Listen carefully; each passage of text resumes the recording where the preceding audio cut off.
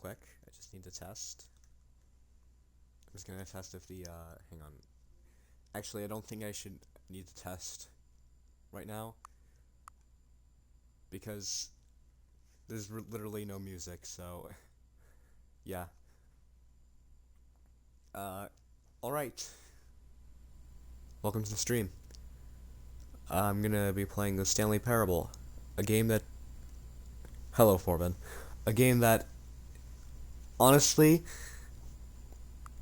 seems very fun to me. It seems like a mixture of, like, Superliminal and Portal in a way. So, I'm definitely gonna like this. English. Confirm. Have you played the Stanley Parable? No, I have not. Please adjust this later, okay.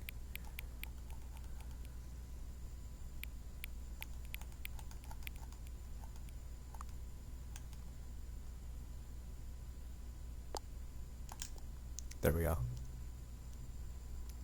Please enter the Okay.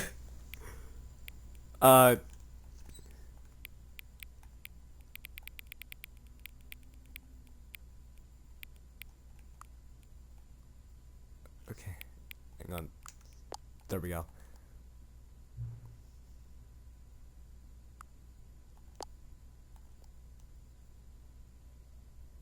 Something tells me that this is gonna be really reality bending. Which, of course, that's what you should expect from a game like this.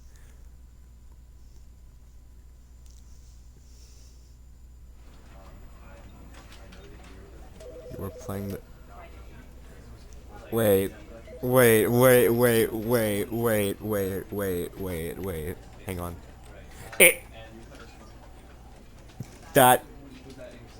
That is... Now, as far as I know, you can actually play the original game in this. I believe. Or do you just...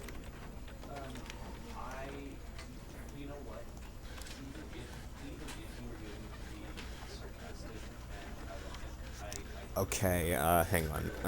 I'm gonna be looking this up. I'm pretty sure you can play the original game in this. And that, like... I'm pretty sure this is disguised as a remaster when it's actually a sequel. I don't know for sure, but I know that you can play the original game in this.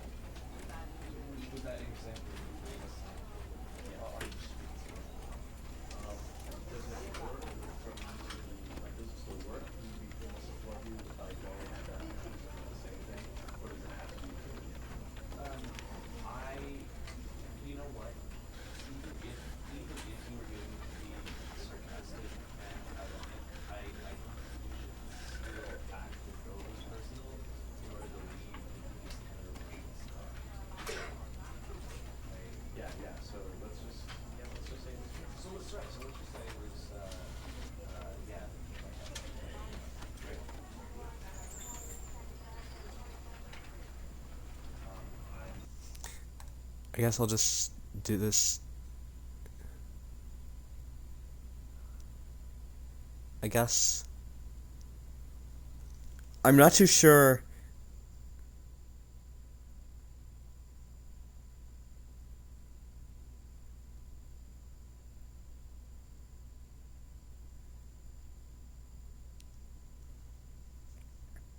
I might actually be playing the... This is the story of a man named Stanley. Stanley worked for a company in a big building where he was employee number 427. Employee number 427's job was simple. He sat at his desk in room 427 and he pushed buttons on a keyboard. Orders came to him through a monitor on his desk, telling him what buttons to push, how long to push. Why does he look like a Gary's mod model? Like... This is what employee 427 did every day of every month of every year. And although others might have considered it soul-rending, Stanley relished every moment that the orders came in, as though he had been made exactly for this job. And Stanley was happy. And then one day, something very peculiar happened. Something that would forever change Stanley. Something he would never quite forget. He had been at his desk for nearly an hour when he realized that not one single order had arrived on the monitor for him to follow. No one had showed up to give him instructions, call a meeting, or even say hi. Never in all his years at the company had this happened, this complete isolation. Something was very clearly wrong. Shocked, frozen solid, Stanley found himself unable to move for the longest time. But as he came to his wits and regained his senses, he got up from his desk and stepped out of his office. Oh, I can control now. Wait. Real quick, let me just test to see if I can be heard over the music. Let me just... Hang on, I'm testing. Hold on.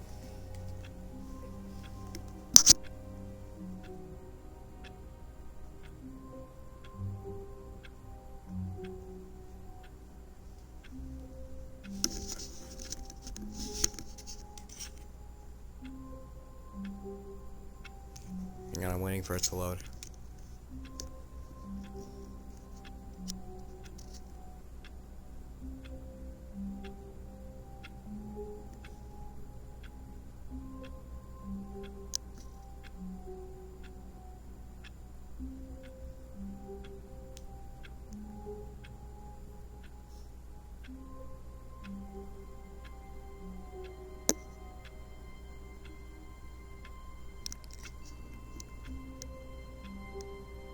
Alright.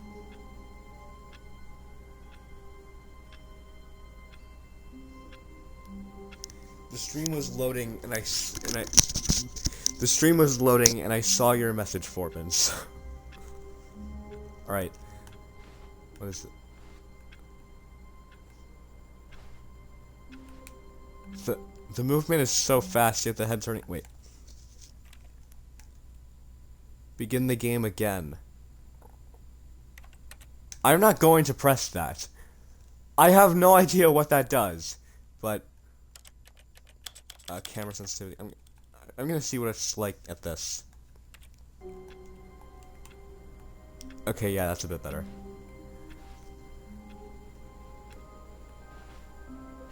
Can I go in here? Let me in. Alright, what about in here? No. All of his co-workers were gone.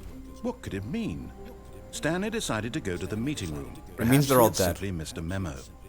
No matter how hard Stanley looked, he couldn't find a trace of his co-workers.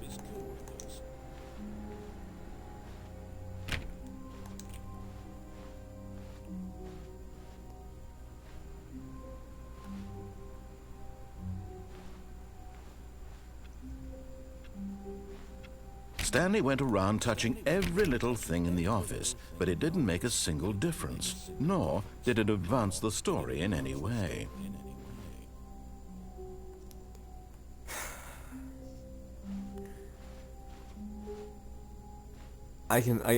Okay. When Stanley came to a set of 2 open doors, he entered the door on his left. What happens if I enter the door on my right? You know what'd be Not the funny? direct way to the meeting room, and Stanley knew it perfectly well. Perhaps he wanted to stop by the employee lounge first, just to admire it. Okay, next time I'm actually gonna do what the person says. Yes, truly a room worth admiring. It had really been worth the detour after all, just to spend a few moments here in this immaculate, beautifully constructed room. Stanley simply stood wanna here, get a cold drinking it drink. all in.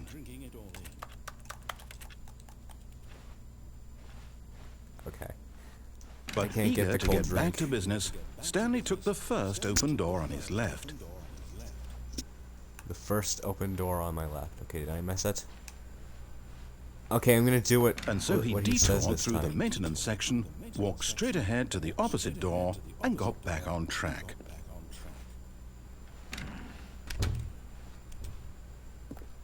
Yet there was not a single person here either. Feeling a wave of disbelief, Stanley decided to go up to his boss's office, hoping he might find an answer there. Targets push for funding of R&D of new coffee machine. Get Chris out of the broom closet. What? How did Chris get there? Hire someone to do that to the papers. I don't know what that means. Papers are too whatever that is. Fire the paper guy. Hire someone. It's a paper guy. Who moved my desk? Please keep the targets on the topic of thing. Future was yesterday. Tomorrow is now. Okay. Tomorrow. Complete today's unfinished agenda items. Write next day's agenda. Reflect. Okay. What? To do. Synergize core value. Shifts. Global market. Monetize free to play. Okay, can this loop through? I'll just wait. Tips for not getting fired. Talk less. Do unbelievably amazing work all the time, every day, with no expectation of promotion or recognition. Don't get fired. Let it pull up inside you. Take it out passive aggressively on other coworkers. Resent coworkers for not supporting you more. Using slides to assure employees that everything is okay. Make sure that your slide has a slick blue. Yeah. Okay. Everyone is unique. You most of all. True.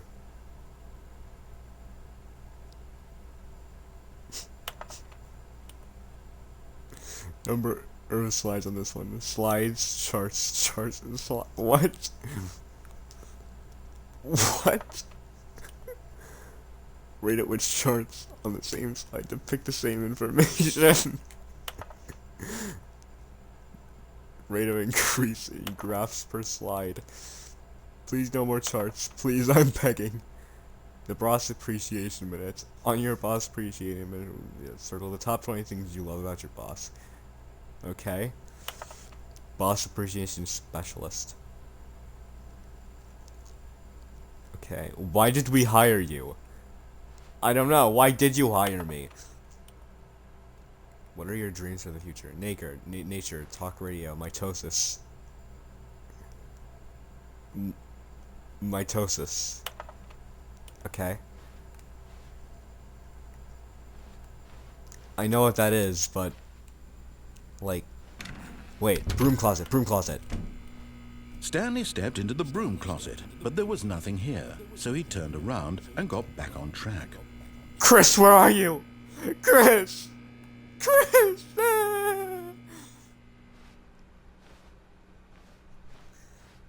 Coming to a staircase, Stanley walked upstairs to his boss's office. I'm just gonna do everything this person says. Because I have no freedom. What's this? Executive bathroom.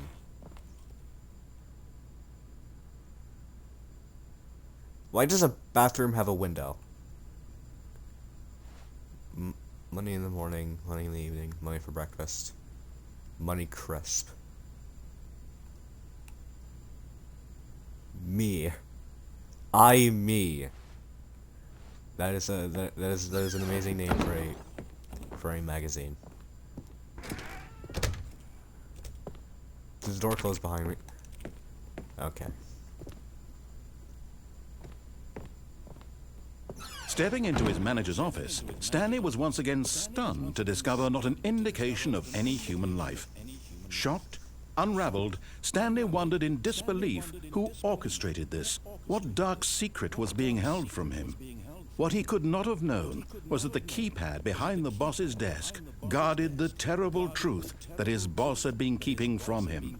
And so the boss had assigned it an extra secret PIN number, 2845.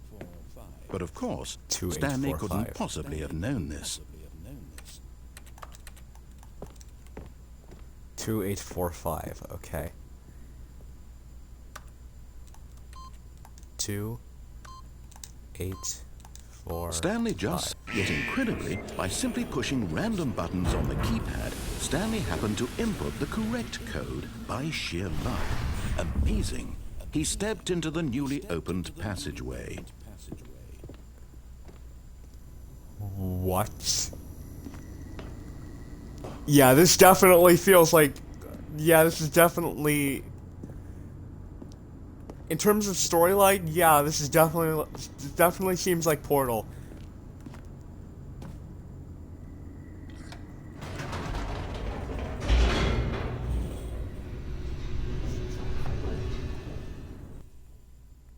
Oh. Loading. Okay.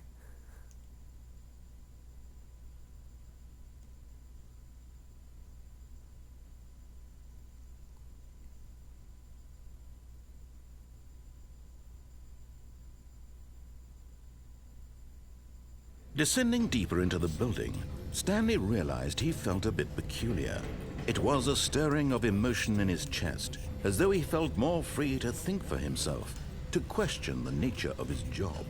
Why did he feel this now, when for years it had never occurred to him? This question would not go unanswered for long.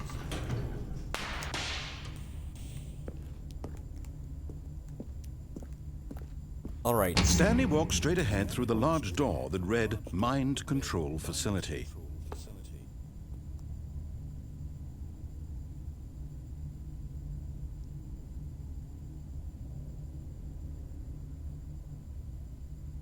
It's probably nothing.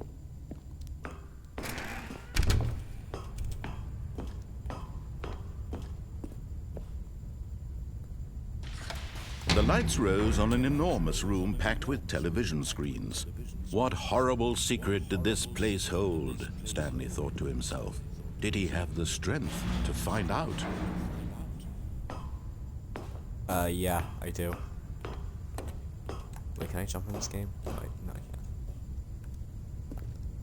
Okay, is there anything else I need to interact with here? No. Security Now cameras. the monitors jumped to life, their true nature revealed. Each bore the number of an employee in the building, Stanley's co-workers. The lives of so many individuals reduced to images on a screen, and Stanley, one of them.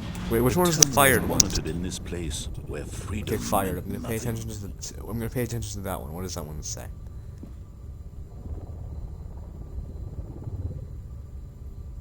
Okay, it just shows the office. Okay, it would have been really cool if it showed their home. This mind facility, it was too horrible to believe. It couldn't be true. Had Stanley really been under someone's control all this time? Was this the only reason he was happy with his boring job? That his emotions had been manipulated to accept it blindly?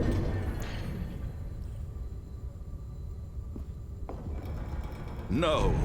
He refused to believe it. He couldn't his own What? life in What? someone else's control. Never. It was unthinkable, wasn't it? Was it even possible? Had he truly spent his entire life utterly blind to the world? Yes. But here was the proof. The heart of the operation. Controls labeled with emotions. Happy, or sad, or content. Walking, eating, working.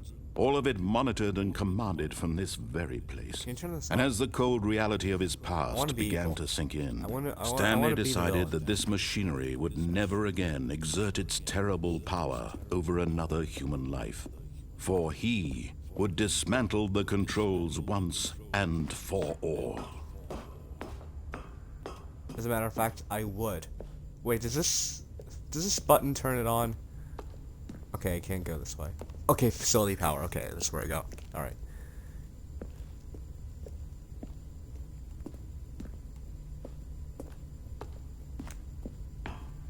Okay, I need to go to facility power. Okay, what is this? 5. Okay.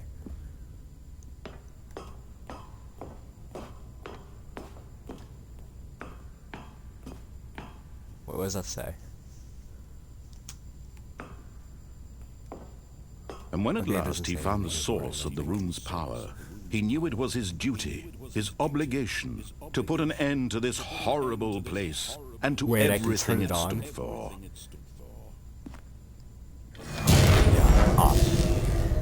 Yeah, off. Yeah. I'm gonna do what this person says. Because I don't know, it's just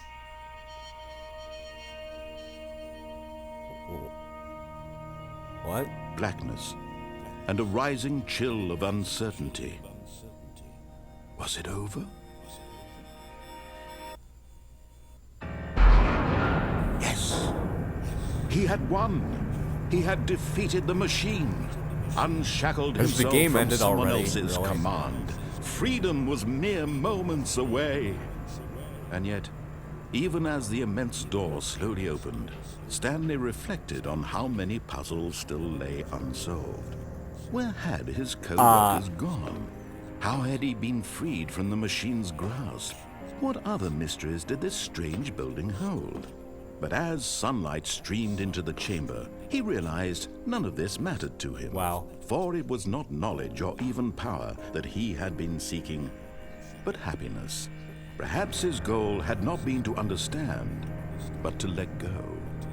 No longer would anyone tell him where to go, what to do, or how to feel.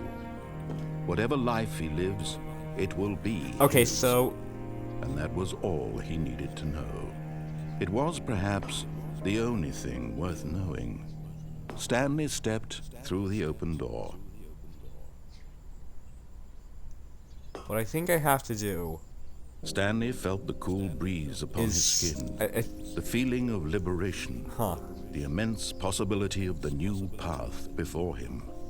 This was exactly the way, right now, that things were meant to happen. And Stanley Well, was happy.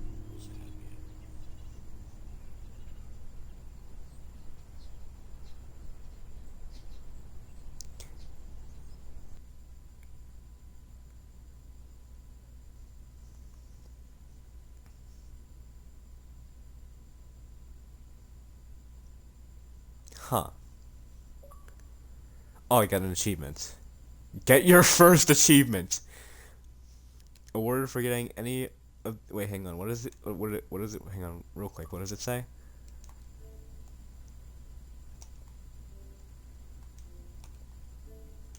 Get your first achievement. Awarded for getting any of the other achievements as your first.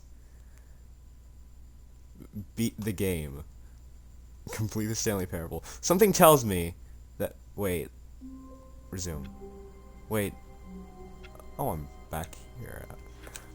Oh, it just restarts All of the his employment. co-workers Okay. were gone. What could it mean? Stanley decided to go to the meeting room. Perhaps he had simply missed a memo.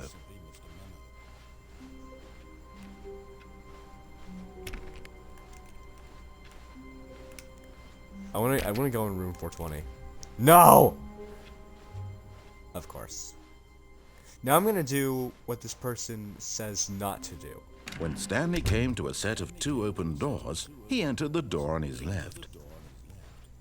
This was No. not the correct way to the meeting room, and Stanley knew it perfectly well. Perhaps he wanted to stop by the employee lounge first, admire it. Wow. Yes, this room. What a beautiful room. What a gorgeous, gorgeous room. Thank goodness Stanley had taken this detour on his way to the meeting room. Life It's without really having easy, gorgeous room. experienced this I actually room kinda like was this room. now too horrible even to consider. Exactly. But eager to get back to business, Stanley took the first open door on his left. No. Stanley was so bad at following directions, it's incredible he wasn't fired years ago.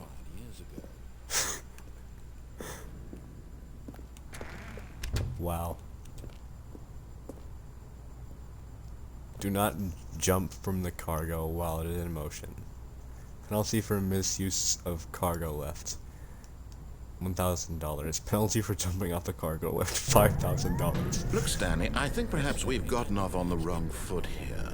I'm not your enemy, really, I'm not. I realize that investing your trust in someone else can be difficult, but the fact is that the story has been about nothing but you all this time. There's someone you've been neglecting, Stanley. Someone you've forgotten about. Please, stop trying to make every decision by yourself. Now, I'm not asking for me, I'm asking for her. This is it, Stanley. What? Your chance to redeem yourself. To put your work aside, to let her back into your life. She's been waiting. What? What is going on? What is this?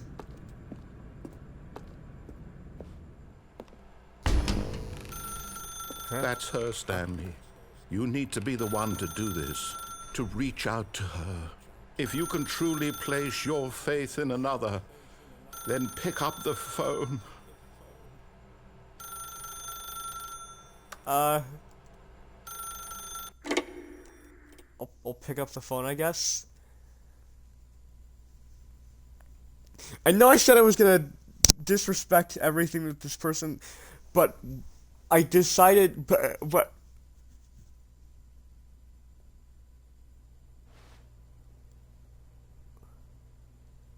what? Oh, Stanley, is that you? Hold on, sweetie. Sorry to keep you waiting. I'm just pulling the bread out of Wait, the oven. Lore? Oh, Lore? right. Lore? Okay, there we go. All right, now, I want you to come in and tell me all about your Gotcha. Oh, come on. Did you actually think you had a loving wife who'd want to commit their life to you? I'm trying to make a point here, Stanley. I'm trying to get you to see something. Come inside. Let me show you what's really going on here. Hang on, I wanna... Hello. This is a very sad story about the death of a man named Stanley. What? Good morning, employee. Okay, Stanley is quite a boring fellow. He has a job that demands nothing of him, and every button that he pushes is a reminder of the inconsequential nature of his existence. Look at him there, pushing buttons, doing exactly what he's told to do. Now he's pushing a button. Now he's eating lunch. Now he's going home. Now he's coming back to work. One might even feel sorry for him, except that he's chosen this life. What? But in his mind, in his mind he can go on fantastic adventures. From behind his desk, Stanley dreamed of wild expeditions into the unknown, fantastic discoveries of new lands. It was wonderful, and each day that he returned to work was a reminder that none of it would ever happen to him. And so he began to fantasize about his own job. First, he imagined that one day while at work, he stepped up from his desk to realize that all of his co-workers, his boss, everyone in the building had suddenly vanished off the face of the earth. The thought I have a feeling that this thing is going to move terribly. So he went further. He imagined that he came to two open doors and that he could go through either. At last, choice. It barely even mattered what lay behind each door. The mere thought that his decisions would mean something was almost too wonderful to behold. As he wandered through this fantasy world, he began to fill it with many possible paths and destinations. Down one path lay an enormous round room with monitors and I feel like I'm not controls. supposed to get this. And down another was a yellow line that weaved in many directions. And down another was a game with a baby. And he called it the Stanley Parable. It was such a wonderful fantasy, and so it... Yeah, I don't think I'm supposed to get this ending yet. I don't think I'm real quick.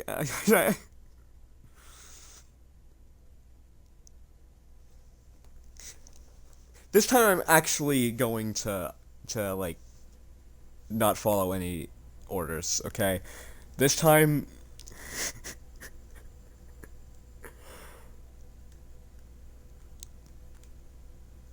Alright. All of his co-workers were gone. What could it mean? Stanley decided to go to the meeting room. Perhaps he had simply It means missed I a don't memo. care about you. I don't care about you, narrator. You're an evil person, and When Stanley came to a set of 2 open doors, this was not the correct way to the meeting room, and Stanley I knew know. it perfectly well. Perhaps he wanted to stop by the employee lounge first, just to admire it. The lounge was sublime, a work of art. But eager to get back to business, Stanley took the first open door on his left. no. Stanley was so bad at following directions, it's incredible he wasn't fired years ago.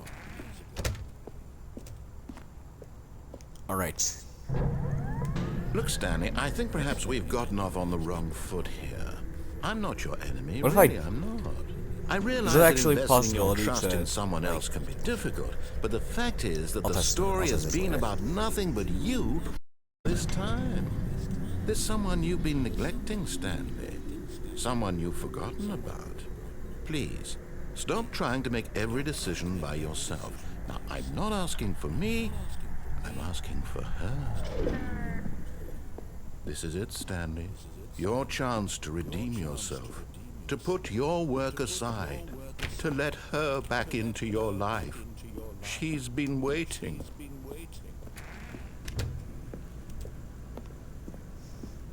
Now that I know that she doesn't exist, That's her, I'm Stanley. leaving the room. You need to be the one to do this. To reach out to her. If you can truly place your faith in another, then pick up the phone.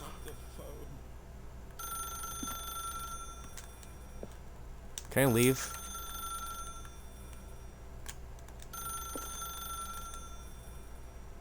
Or can I just wait? Oh, I can crouch.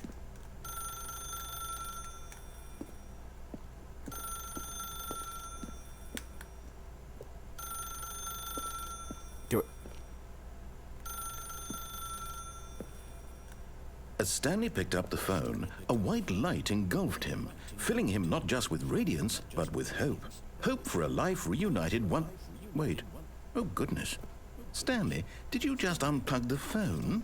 No, that wasn't Yes, I did. supposed to be a choice. How did you do that? You actually chose incorrectly? I didn't even know that was possible. Let me double check. No, it's definitely here, clear as day. Stanley picks up the phone. He's taken to his apartment where he finds his wife, and the two pledge themselves to one another. Music comes in, fade to white, roll credits. Not picking up the phone is actually somehow an incorrect course of action. How is that even possible? None of these decisions were supposed to mean anything. I don't understand. How on earth are you making meaningful choices? What did you... Wait a second. Did I just see... No, that's not possible. I can't believe it. How had I not noticed it sooner? You're not Stanley. You're a real person. I can't believe I was so mistaken. This is why you've been able to make correct and incorrect choices. And to think I've been letting you run around in this game for so long. If you've made any more wrong choices, you might have negated it entirely. It's as though you completely ignored even the most basic safety protocol for real-world decision-making. Or did you not grasp the severity of the situation? Well, I won't have that kind of risk on my watch. I'm going to stop the game for a moment so we can educate you properly on safe decision-making in the real world. Please observe this helpful instructional video. Choice. It's the best part of being a real person. What? But if used incorrectly, can also be the most dangerous. For example, in this scenario, a hypothetical real person named Rupert has a choice. He could invent a machine that eliminates food shortages across the world to make life better for all people. Or he could Sounds spend pretty good. years of hard work forgetting how to read. Which choice would you make? Remember that unlike here, the real world makes sense, and at no time should you make a choice that does not conform to rational logic. If you find yourself speaking with a person who does not make sense, in all likelihood, that person is not real. Allow the person to finish their thought, then provide an excuse why you cannot continue talking. Turn to a partner and practice saying, "My goodness, is it 4:30? I'm supposed to be having a back, sack, and crack." What?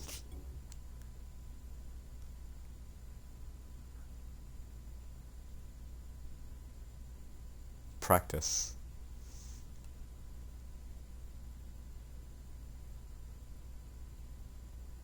Hello.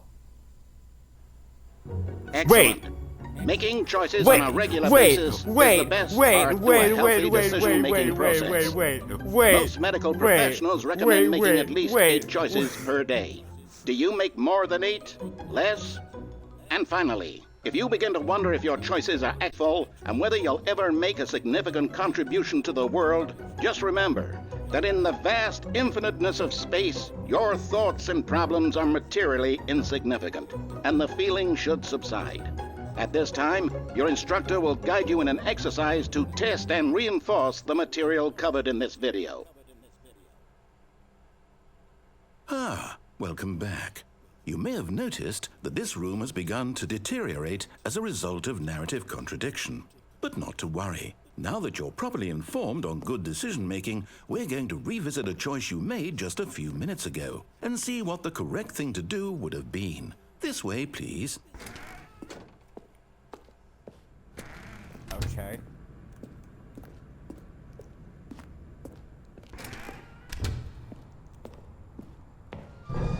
Now that we know your choices are meaningful, we can't have you jumping off the Okay, there's a platform and fence here, dying. so I could Imagine the probably main go. character dying senselessly halfway through the story. That story would make no sense at all. We just need to get you home as soon as possible before the narrative contradiction gets any worse. Unfortunately, it seems this place is not well equipped to deal with reality.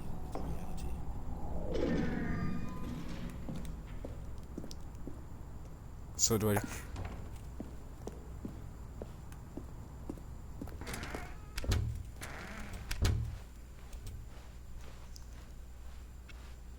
Are there any other choices that I'm gonna have to make? Almost there. On the left, back to the correct ending, the story will have resolution once again, and you'll be home free in the real Door world. on the left. So I'm not going to take the door on Now the remember, left. all you need to do is behave exactly as Stanley would. That means choosing responsibly and always I'm gonna putting have the to go story through here. first. I'm quite sure you'll be up to the task. Just follow my lead and you'll be fine. All right. When Stanley came to a set of 2 open doors, he entered the door on his left. No! Why did you do that? Quickly, hurry back in the other direction. Perhaps we're not too late.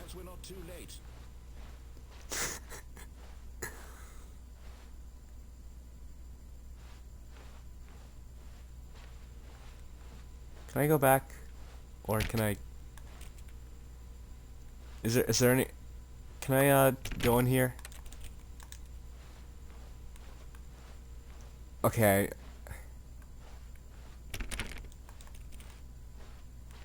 I think I can... Okay. I think there's something I'm missing.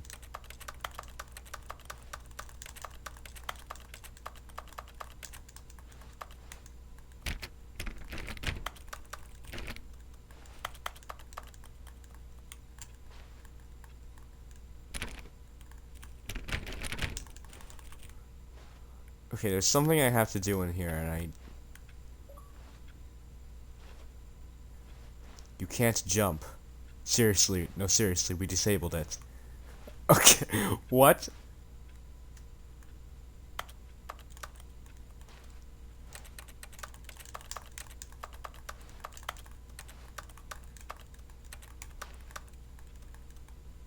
Something tells me that there's a secret ability of being able to jump in this game.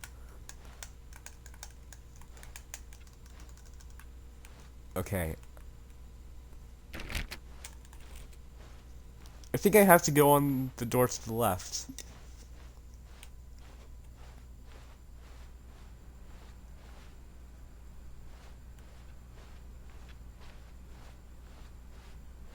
Oh, it's ruined. I can't believe, after everything we talked about, that my story, you've destroyed my work. Why? For what? What did you get out of that? What did you special about seeing the game undone, left here like so much garbage? It's worthless now. And what am I supposed to do? Even if there were a way to continue, would it be worth it? To know that my story is now incorrect? How can I go back to that?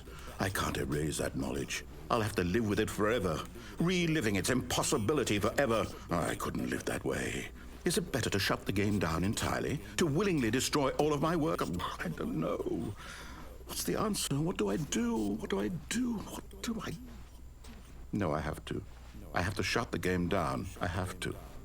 I have to. Oh.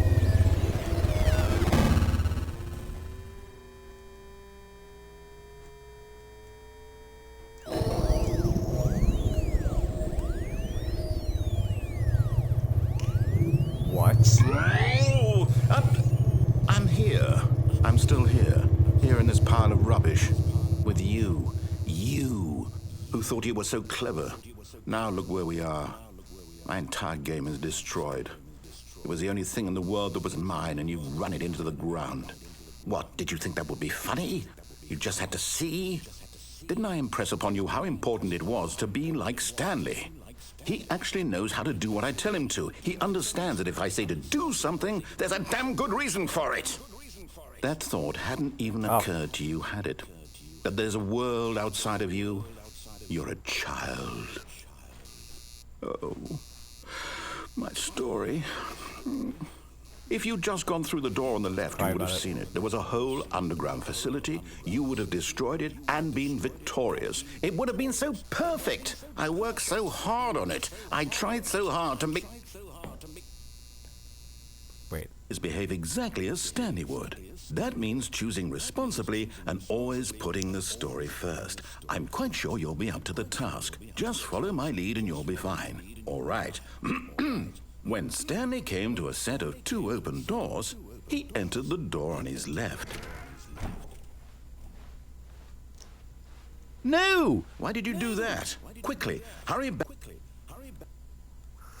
Oh. Behave exactly as Stanley would. That means choosing responsibly and always putting the story first. I'm quite sure you'll be up to the task. Just follow my lead and you'll be fine. All right. When Stanley came to a set of 2 open doors, he entered the door on his left.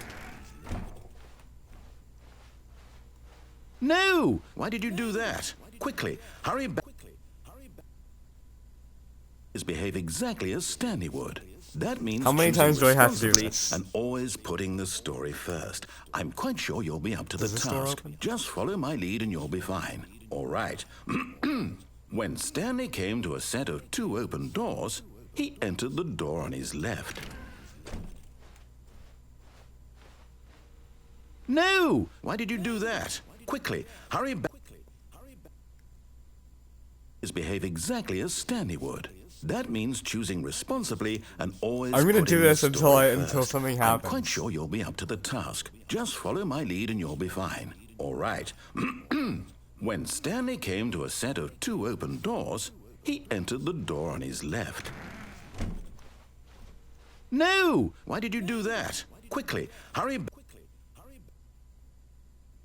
Behave exactly as Stanley would. Okay, I'm gonna do this one more time. Responsibly and always putting and if that doesn't work, first. I'm gonna quite do sure the left you'll be one. up to the task. Just follow my lead and you'll be fine. All right.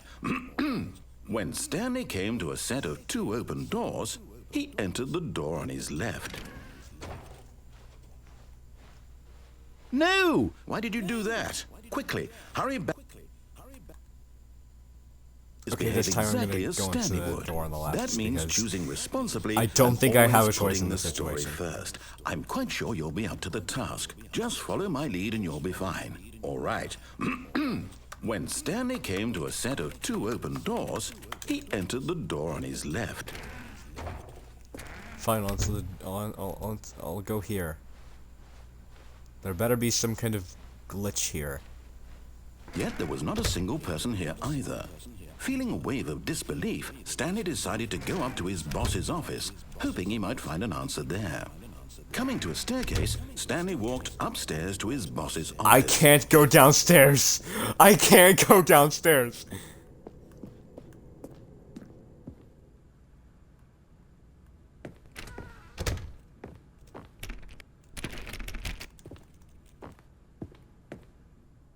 Stepping inside his manager's office, Stanley was once again stunned to discover not an indication of any human life. Shocked, unraveled, Stanley wondered in disbelief who orchestrated this, until he saw the door with a voice receiver next to it. Surely behind this door lay all the answers to his questions. And beyond all probability, he knew the passcode. He had seen it on his boss's computer just last week. Nightshark 115. Was this the code to open the door? Would it still work? There was only one way to find out. Stanley had been trained never to speak up, but now he would draw from within himself the courage to face the unknown. He drew a sharp breath and then spoke the code. Among Us. Among Us. Wait, do I have to go in the game? Stanley spoke the code. Nightshark 115. He spoke it into the receiver, right there on the wall. Yeah, what if I just don't do that? I'm sorry, is there a problem? You didn't mishear me, did you? Please speak the code into the receiver. Otherwise, we can't get on with the story. This is a crucial step.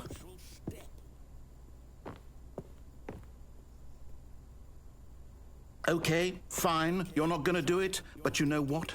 It's pretty humiliating to bring you this far, only for you to suddenly decide you have better things to do. I asked you for this one single thing, for your respect. The kind of respect Stanley shows for his choices. He knows what it means to take a story seriously. If you didn't want to see what I had to show you, then why did you come here? You had a choice, you know. You could have gone through the door on the right. You could have done whatever the hell you wanted over there. Why did you come this way? Speak. Say something to me. Explain yourself, you coward. You... Hi. When Stanley came to a set of 2 open doors, he entered the door on his left. Stanley? Hello? Are you... Is everything okay? Stanley, please. I need you to make a choice. I need you to walk through the door. Are you listening to me? Can you hear me? Is everything all right? Stanley, this is important. The story needs you. It needs you to make a decision. It cannot exist without you. Do you understand me? Whatever choice you make is just fine. They're both correct. You cannot be wrong here. We can work together. I'll accept whatever you do. I simply need you to take that step forward, please. Choose. Do something. Anything. This is more important than you can ever know. I need this. The story needs it. So, you hear me? Are you there? Are you listening to this? Stanley, are you there? Okay. It's okay, I can wait. You need time to decide. Time to make sure your choice is correct. That is the best choice. That's all right. I'll wait for you to decide what's the right thing to do. Take as much time as you need.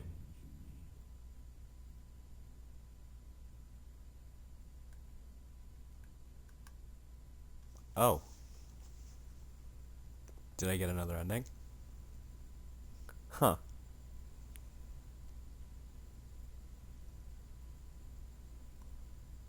Interesting.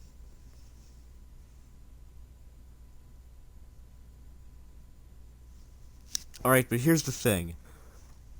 What if we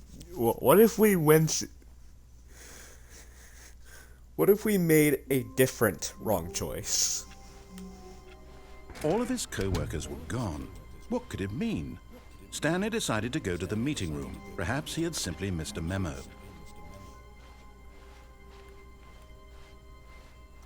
Okay, I'm gonna go on the door on the left. Stanley came to a set of 2 open doors. He entered the door on his left.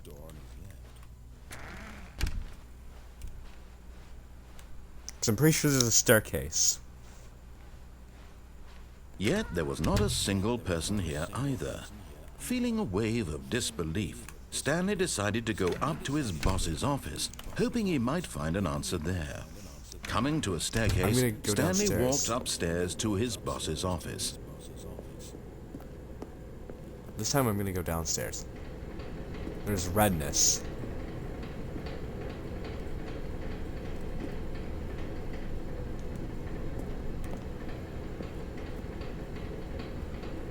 Redness is usually never a good thing. But Stanley just couldn't do it. He considered the possibility of facing his boss, admitting he had left his post during work hours. He might be fired for that. And in such a competitive economy, why had he taken that risk? All because he believed everyone had vanished? His boss would think he was crazy. And then something occurred to Stanley. Maybe, he thought to himself, maybe I am crazy. All of my co-workers blinking mysteriously out of existence in a single moment for no reason at all? None of it made any logical sense. And as Stanley pondered this, he began to make other strange observations. For example, why couldn't he see his feet when he looked down? Why did doors close automatically behind him wherever he went? And for that matter, these rooms were starting to look pretty familiar. Were they simply repeating? No, Stanley said to himself, this is all too strange. This can't be real. And at last, he came to the conclusion that had been on the tip of his tongue. He just hadn't found the words for it. I'm dreaming, he yelled. This is all a dream. Oh, what a relief Stanley felt to have finally found an answer, an explanation.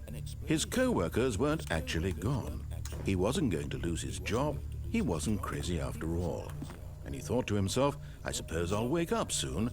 I'll have to go back to my boring real-life job pushing buttons. I may as well enjoy this while I'm still lucid. So, he imagined himself flying and began to gently float above the ground. Then he imagined himself soaring through space on a magical starfield, and it too appeared. It was so much fun, and Stanley marveled that he had still not woken up. How was he remaining so lucid? And then perhaps the strangest question of them all entered Stanley's head. One he was amazed he hadn't asked himself sooner. Why is there a voice in my head dictating everything that I'm doing and thinking? Now the voice was describing itself being considered by Stanley, who found it particularly strange. I'm dreaming about a voice describing me, thinking about how it's describing my thoughts, he thought. And while he thought it all very odd and wondered if this voice spoke to all people in their dreams, the truth was that, of course, this was not a dream. How could it be? Was Stanley simply believing that if he's asleep, he doesn't have to take responsibility for himself? Stanley is as awake right now as he's ever been in his life. Now, hearing the voice speak these words was quite a shock to Stanley. After all, he knew for certain, beyond a doubt, that this was in fact a dream. Did the voice not see him float and make the magical stars just a moment ago? How else would the voice explain all that? This voice was a part of himself too. Surely, if he could just... He would prove it. He would prove that he was in control, that this was a dream. So he closed his eyes gently, and he invited himself to wake up. He felt the cool weight of the blanket on his skin, the press of the mattress on his back, the fresh air of a world outside this one. Let me wake up, he thought to himself. I'm through with this dream. I wish it to be over. Let me go back to my job. Let me continue pushing the buttons. Please, it's all I want. I want my apartment, and my wife, and my job. All I want is my life exactly the way it's always been. My life is normal. I am normal. Everything will be fine. I am okay. Huh? Stanley began screaming. Please, someone, wake me up. My name is Stanley. I have a boss. I have an office. I am real. Please, just someone tell me I am real. I must be real. I must be. Can anyone hear my voice? Who am I? Who am I? And everything went black. Oh. This is the story of a woman named Mariella. Mariella woke up on a day like any other. She arose, got dressed, gathered her belongings, and walked to her place of work.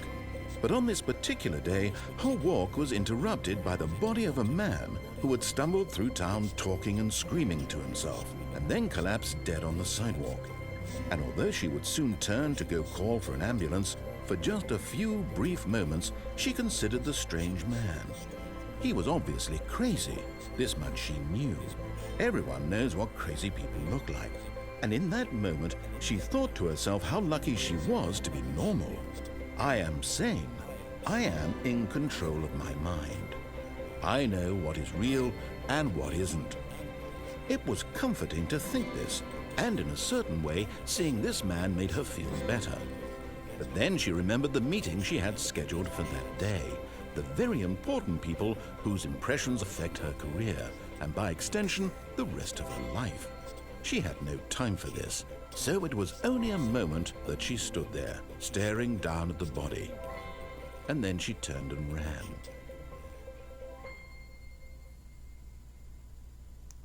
Oh.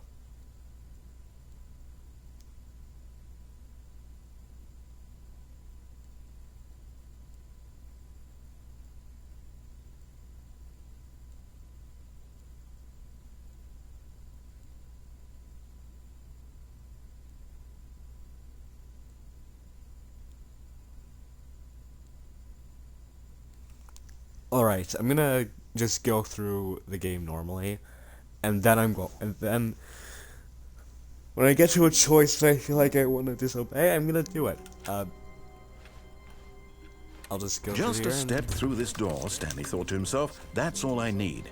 If I can make it through this door, I can make it through them all.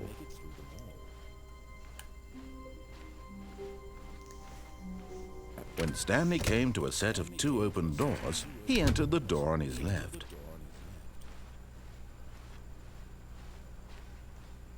Yet there was not a single person here either. Feeling a wave of disbelief, Stanley decided to go up to his boss's office. Coming to a staircase, Stanley walked upstairs to his boss's office. Okay.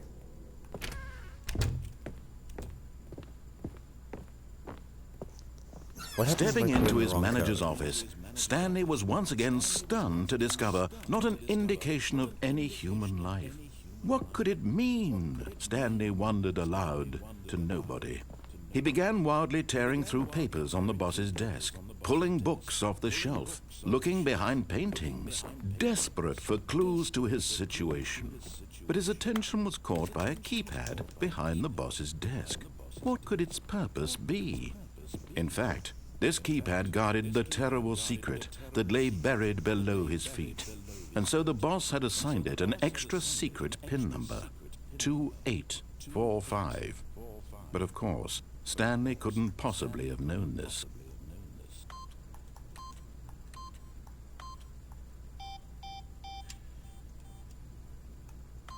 Stanley just sat around twiddling his thumbs. Trying to input anything on the device was useless, since he could never possibly know that the combination was 2845.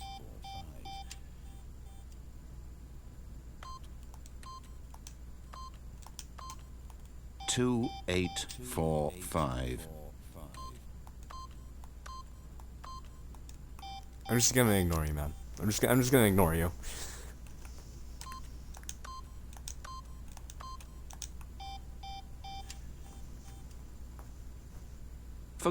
But it turns out that the panel's emergency override kicked in, and the door just opened all by itself. And Stanley got the hell along with the story.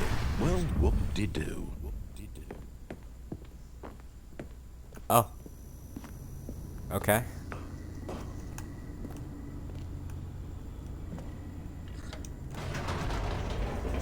Okay, I think I know what I'm gonna be doing here. I think I know. I think I know what's next.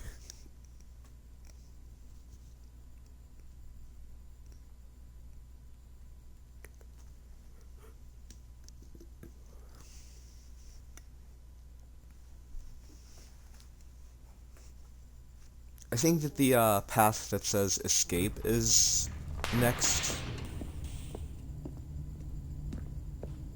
Stanley walked Yeah, it straight is. ahead through the Yeah. large door that read Mind Control Facility. No, I Although want to this escape. passageway had the word escape written on it, the truth was that at the end of this hall, Stanley would meet his violent death. The door behind him was not shut. Stanley still had every opportunity to turn around and get back on track. This reminds me of like a backrooms level. At this point, Stanley was making a conscious, concerted effort to walk forward and willingly confront his death.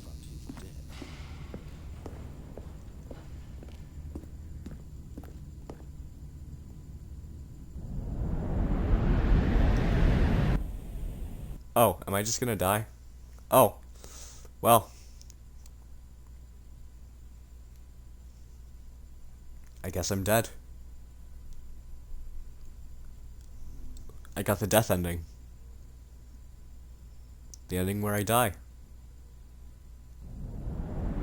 Wait, there's still something go. What? As the machine whirred into motion and Stanley was inched closer and closer to his demise, he reflected that his life had been of no consequence whatsoever. Stanley can't see the bigger picture. He doesn't know the real story, trapped forever in his narrow vision of what this world is. Perhaps his death was of no great loss, like plucking the eyeballs from a blind man. And so he resigned and willingly accepted this violent end to his brief and shallow life. Farewell, Stanley. Am I actually going to die, or? "Farewell, Stanley," cried the narrator, as Stanley was led helplessly into the enormous metal jaws. Wait, In a what? single visceral instant, Stanley was obliterated as the machine crushed every bone in his body, killing him instantly.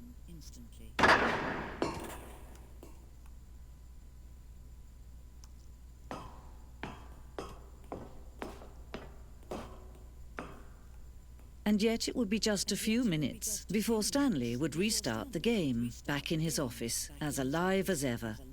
What exactly did the narrator think he was going to accomplish? When every path you can walk has been created for you long in advance, death becomes meaningless, making life the same. Do you see now? Do you see that Stanley was already dead from the moment he hit start? Wait. The office. Oh. What are these buttons? Button sounds. The selection of sounds used throughout the game. Okay, I can't press the buttons. Oh, these are just the credits of the game. Okay. Well. Filing cabinets. Okay. Does this just have a bunch of like the does this just have like, is this just the concept art room where like all the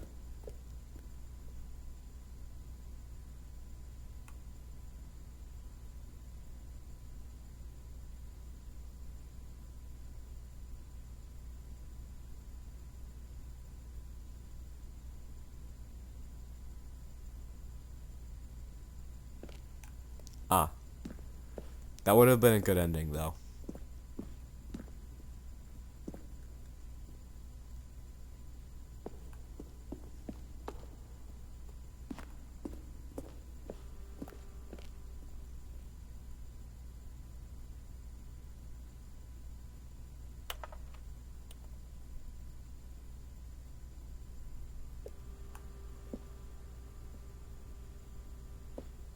Oh.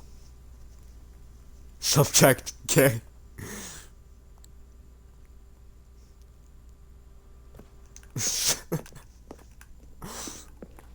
Amazing subject. That is an amazing subject. What is this? Okay.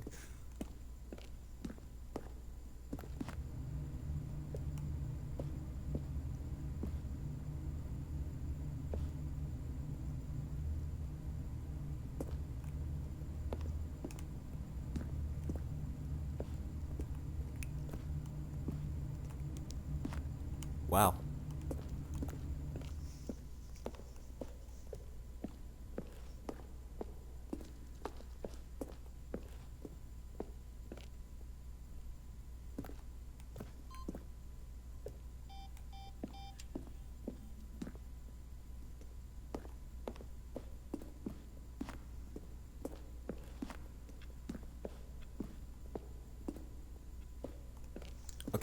Okay, I'm gonna go through the rest of this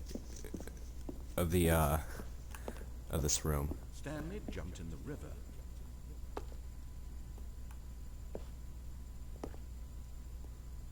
Stanley stood on the roof.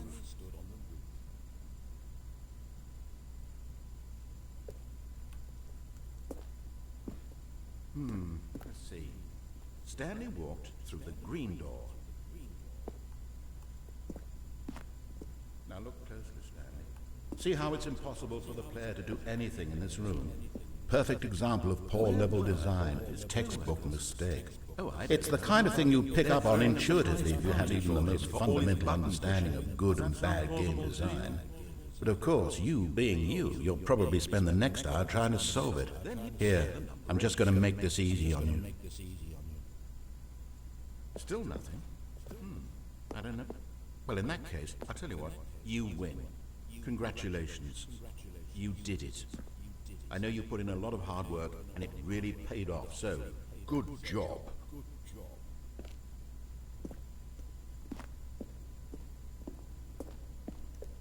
Well then.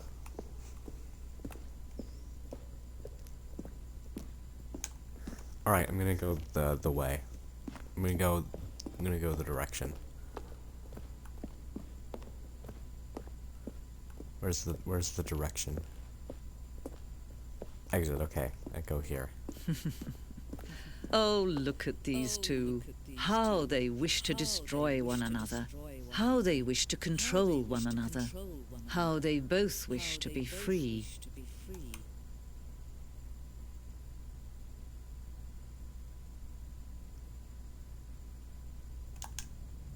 Can you see? Can you see how much they need one another? No, perhaps not. Sometimes these things cannot be seen. But listen to me. You can still save these two. You can stop the program before they both fail. Turn off your Xbox. There's no other way to beat this game. As long as you move forward, you'll be walking someone else's path. Stop now and it'll be your only true choice. Whatever you do, choose it. Don't let time choose for you. Don't let... Okay.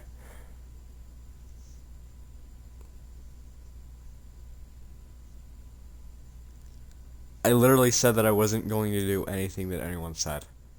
This includes this strange other narrator.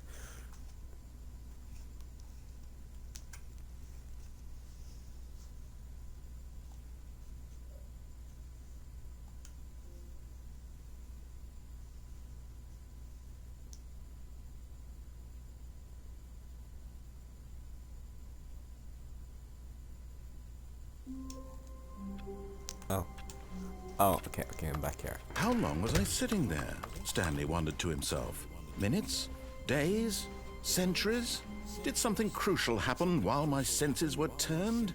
He made a note to be more careful with time from now on. When Stanley came to a set of 2 open doors, he entered the door on his left. Okay, I'm gonna enter the one on my left, and then I'm gonna go upstairs. Yet there was not a single person here either. Feeling a wave of disbelief, Stanley decided to go up to his boss's office. Coming to a staircase, Stanley walked upstairs to his boss's office.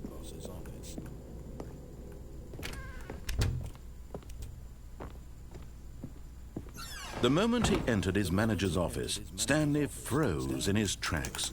Not a living soul anywhere. Could he really be all alone?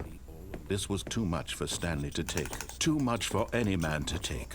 He fell to his knees, bursting into half moans, half sobs, the guttural retching of life from a man denied any hope, any reason to keep going. Here on the floor, he lay prone, paralyzed by fear for nearly a full hour. But when at last he began to move about and survey the situation, he found a keypad behind the boss's desk. What could it mean? Was it a sign of hope for Stanley's future? Alas, it was not. For although this keypad guarded the terrible secret of Stanley's past, it had been assigned a 4-digit code so devious and so random that no man could ever hope to guess it. 2845. Statistically, nearly impossible to guess blindly, ever.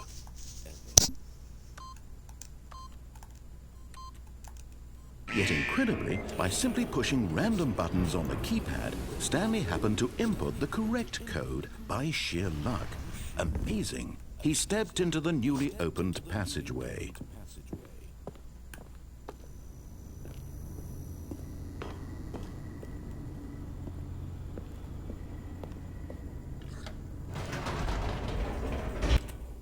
Wait, hang on.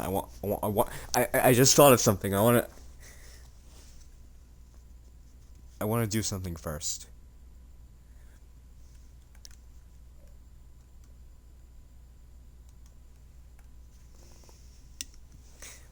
I have. Okay.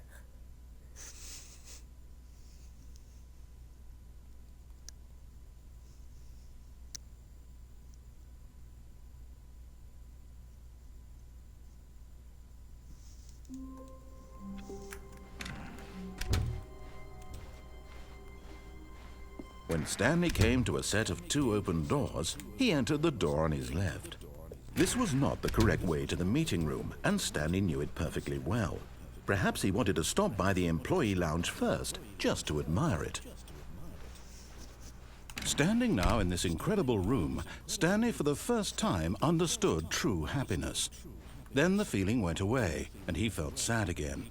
Then it came back, and lingered for a minute or two. Now it's only half there. Just a kind of, tingle. This room is amazing, though. Yes, really, really worth it being here in the room. A room so utterly captivating that even though all your co-workers have mysteriously vanished, here you sit looking at What these if I just stay chairs here? and some paintings. Writ. Hang on, is there an ending I can achieve by just staying here? At this point, Stanley's obsession with this room bordered on creepy and reflected poorly on his overall personality. It's possible that this is why everyone left. I'm just gonna sit in the chair. Stanley sat around waiting for more dialogue, but when a long time had passed and there was no more, he decided that the game was trying to send him a message. No. I'm not gonna... No.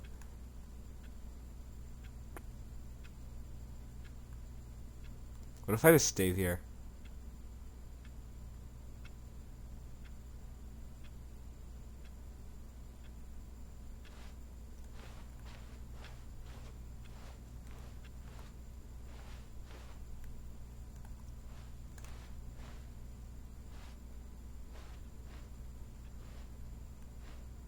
Is there actually an ending that I can get by staying here? Okay, it's been a while and there's been no dialogue, so I'm just gonna go. But at last, he'd had enough of the amazing room and took the first open door on his left to get back to business.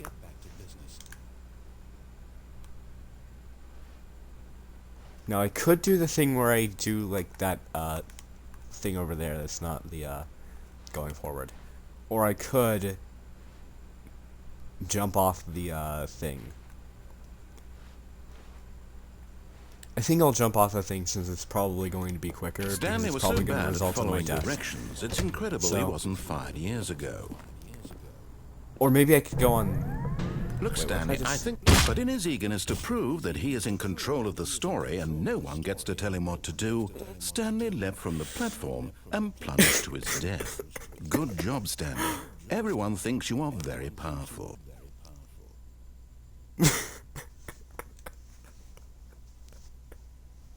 This game is amazing. This game is truly amazing.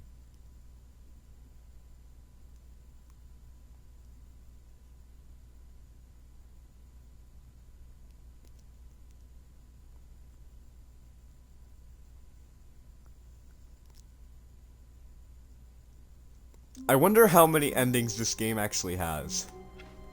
All of his co-workers were gone. What could it mean?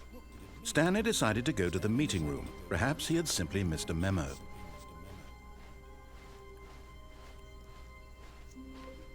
When Stanley came to a set of 2 open doors, he entered the door on his... Wait, no. No, I want to do the elevator.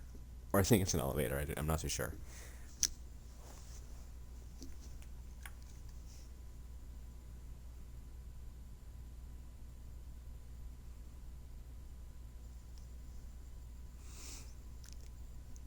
This game is amazing.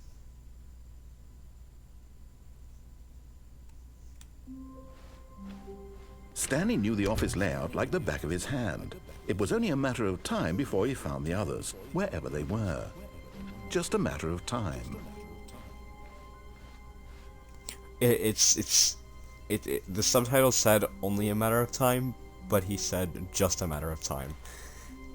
Just When I Stanley came to a set of 2 unnecessarily open point that doors, out. this was not the correct way to the meeting room, and Stanley knew it perfectly well. Perhaps he wanted to stop by the employee lounge first, just to admire it. Stanley felt lightheaded, butterflies in his stomach, giddy in a way he had never known before. Was it this room? A connection between the two? Could a man love a room? I mean, truly, truly, deeply, madly love. I am in love But with this eager room. to get back to business, Stanley took the first open door on his left. And so he detoured through the maintenance section, walked straight ahead to the opposite door, and got back on track.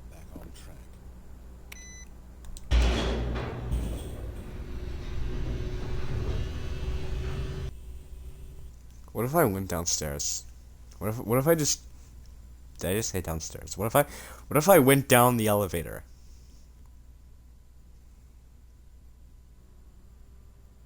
But Stanley didn't want to go back to the office. He wanted to wander about and get even further off track. So now in order to get back, he needed to go, from here it's, left.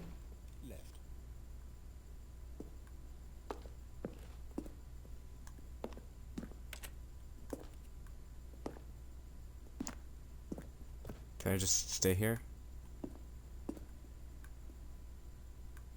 Are there any other dialogue options?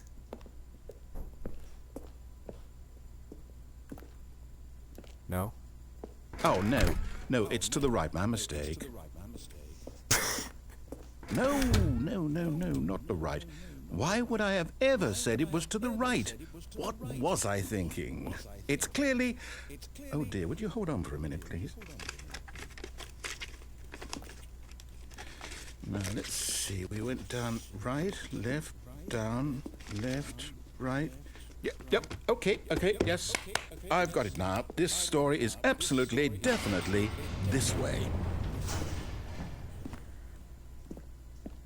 Wait. Do any of the other doors open?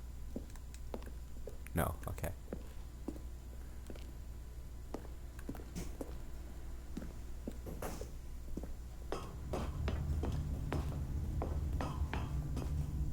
No. This isn't right at all. You're not supposed to be here yet. This is all a spoiler. Quick, Stanley, close your eyes. Okay. We just have to get back to, who am I kidding? It's all rubbish now. The whole story completely unusable. How about, rather than waste my time trying to salvage this nonsense, we'll just restart the game from the beginning. And this time, suppose we don't wander so far off track, Okay, from the top. Okay.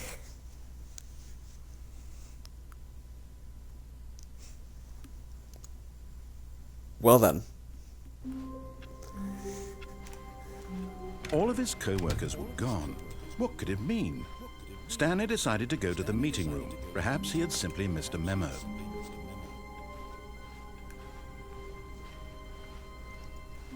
When Stanley... Wait, what? Wait. No, I restarted. I swear, I definitely restarted the game over. Wait. Completely fresh. Everything should be... Oh, did something change? Stanley, did you change anything when we were back in that room with all the monitors? Did you move the story somewhere or... Hold on. Why am I asking you? I'm the one who wrote the story. It was right here just a minute ago.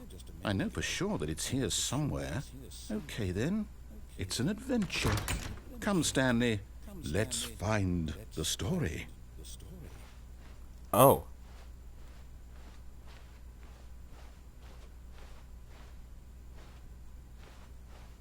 Oh, it doesn't matter which way I went. It just led to the same...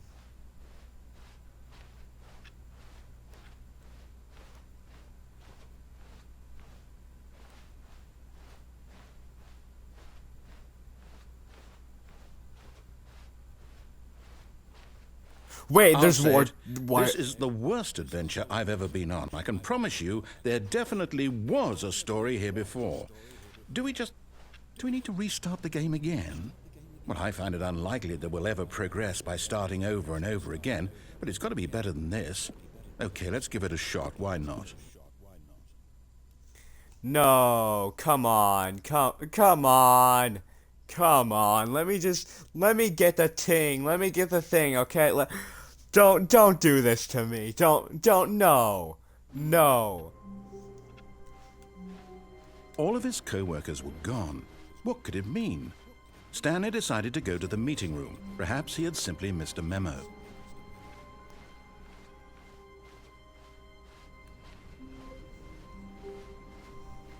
Okay, yep, it's worse.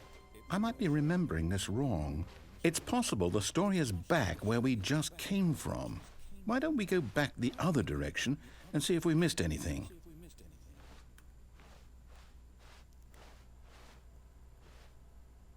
You know what? That's fair.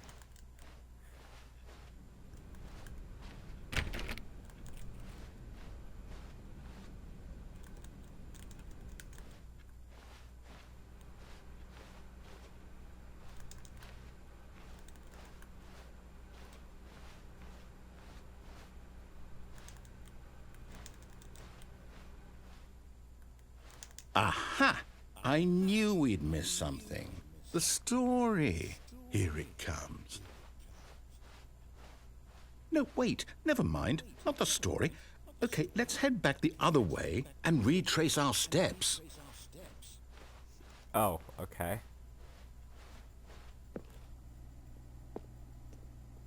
Now this... Well, I'll be honest. I don't recognize this place at all. Is this the story? I don't think so. I can't quite recall, but I believe my story took place in an office building. Is that correct? Do you remember, Stanley? Well, do you know what? Since I've completely forgotten what we were supposed to be doing, how about this?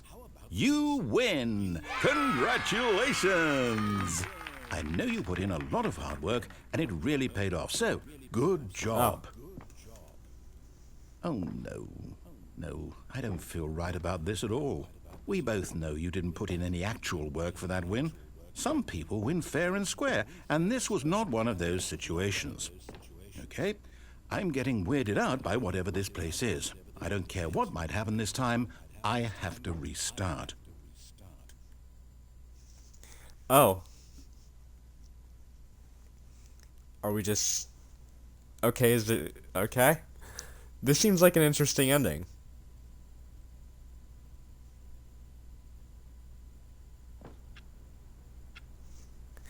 All right, I've got a solution.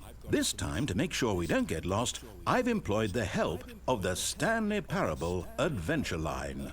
Just follow the line. How simple is that? Wow. That is pretty simple.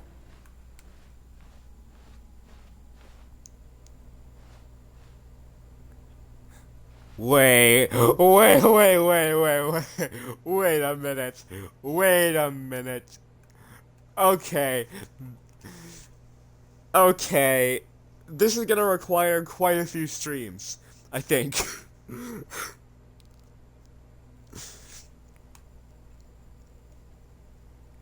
Okay.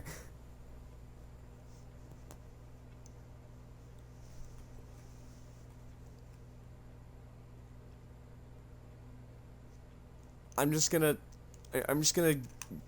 go over here, spin around, and whichever one I reach, I just do. Okay, I'm just gonna close my eyes and just spin around.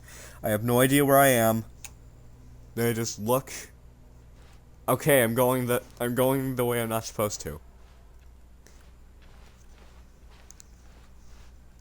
No, Dan, we're leaving it up to the line from now on.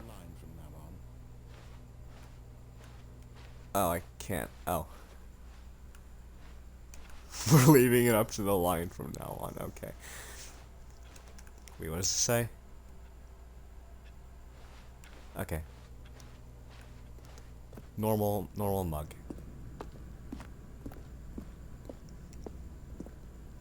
You see? Oh, the line knows where the story is. It's over in this direction. Onward, Stanley, to destiny. Though, here's a thought. Wouldn't wherever we end up be our destination, even if there's no story there? Or to put it another way, is the story of no destination still a story? Simply by the act of moving forward, are we implying a journey such that a destination is inevitably conjured into being via the very manifestation of the nature of life itself? Okay, Stanley, I need to follow this train of thought for a minute. Just stick with me. Now, we can both agree that the nature of existence is in fact a byproduct of one's subjective experience of that existence, right? Okay. Now, if my experience of your existence rests inside of your subjective experience of this office, is this office, in fact, the skeleton of my own relative experiential mental subjective construct? Whoa. Hang on. That got a bit weird back there. Well, I'd like to apologize. Not sure where I was going with all that. You know what? I think what we need right now is a bit of music to lighten the mood. Oh. Thank you, narrator.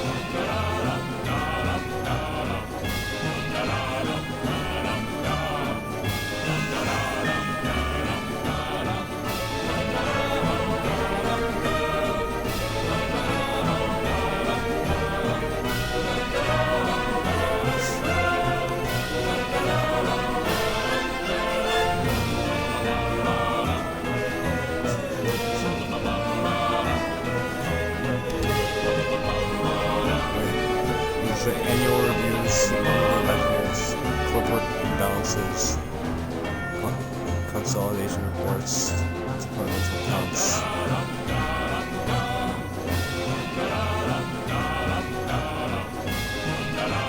Financial records.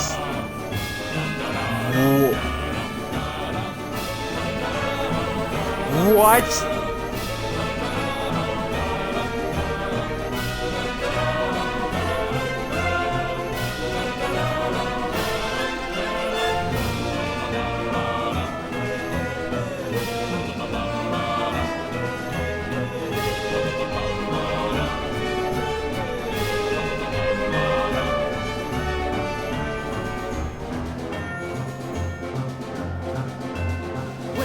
Cut the music, go back and look at that fern.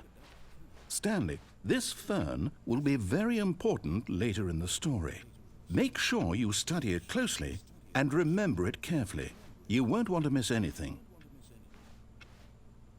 Okay. Nice fern. Okay. Wait, what? We're back at the office? No. Line, you do know we're looking for the Stanley Parable, right? The story? Is any of this ringing a bell? Okay, I'm just gonna go this way. I don't know. This is honestly the best ending. Okay, I think I want to go the other way.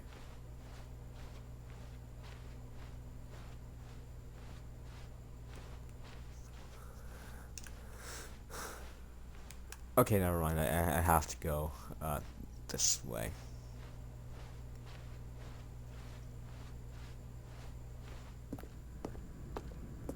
Oh, no, not again. Line, how could you have done this to us? And after we trusted you, after everything we've been through, Pirate. you...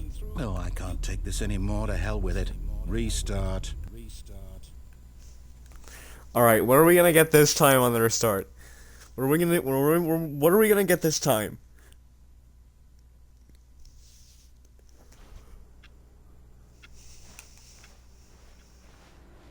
You know what, Stanley?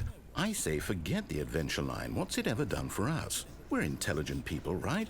Why can't we make up our own story? Something exciting, daring, mysterious. Ooh, this all sounds perfectly doable. Why don't we simply start wandering in, well, I don't know. How about this direction? Interesting, okay. Now, yes, this is exciting. Just me and Stanley forging a new path, a new story. Well, it could be anything. What do you want our story to be? Go wild. Use your imagination. Whatever it might be, Stanley, I'm ready for it. We're on an adventure to save this no, not sussy you again. Stanley, I'd also like to veto the line from having any role in our awesome new story. No lines or monitor rooms. Just don't acknowledge it, and we should be fine. Alright, I won't acknowledge the line.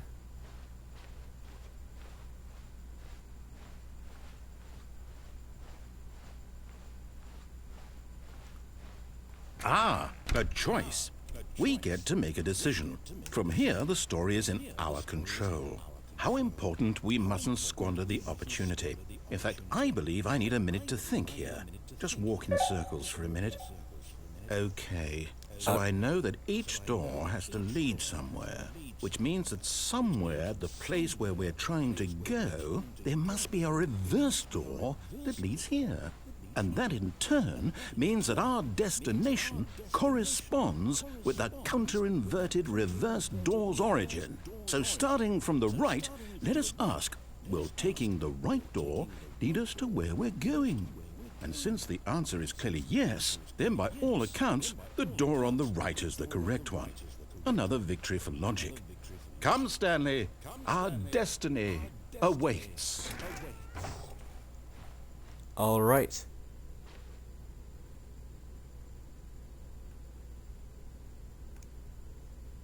Oh, hold up, what's this? The confusion ending. You're telling me that's what this is? It's all one giant ending?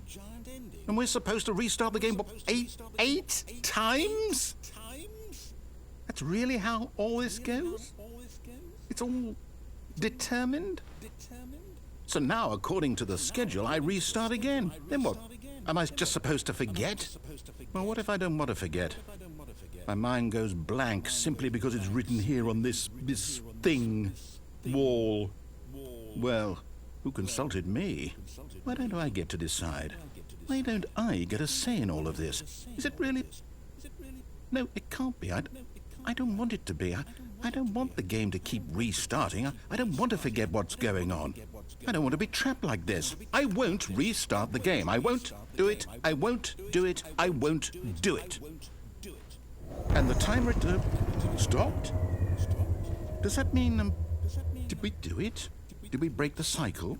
What if I restarted whatever the it game? is that made this schedule? How would we even know? Will someone come for us? Will something happen? So, okay. I guess now we just wait. You know, I suppose in some way that this is a kind of story. Wouldn't you agree?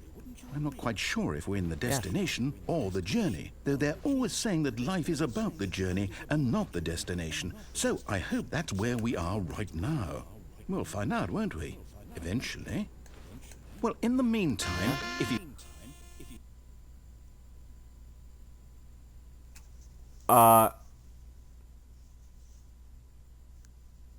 Okay.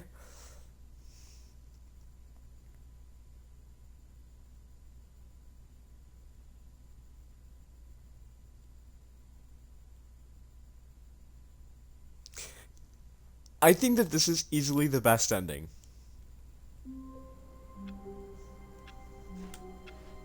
All of his co-workers were gone. What could it mean? Stanley decided to go to the meeting room. Perhaps he had simply missed a memo. New content.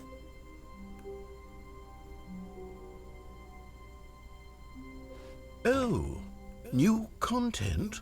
What does that mean, new content?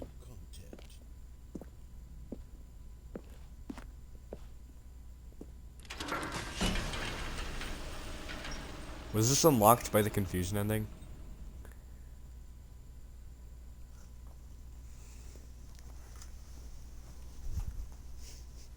Or am I just getting into a new ending entirely? Or am I just gonna have to? Am I gonna have to restart the confusion ending? I hope not. Hello, and thank you for playing the Stanley Parable Ultra Deluxe. As you may know, the Stanley Parable was a video game released in 2013 on home computers. After receiving critical and commercial success, it was expanded upon in 2022 with the Stanley Parable Ultra Deluxe, a reimagining of the game for consoles and home computers. The Stanley Parable Ultra Deluxe features exciting new content that broadens and expands the world of the Stanley Parable, delighting audiences the world over. Please, step inside and see what thrilling new adventures await in the Stanley Parable Ultra Deluxe. Oh, well, this sounds delightful. I'm very excited to see the thrilling new Ultra Deluxe content. Okay, so far it's an elevator. Nothing special yet, nor it's just the beginning of a mesmerizing adventure.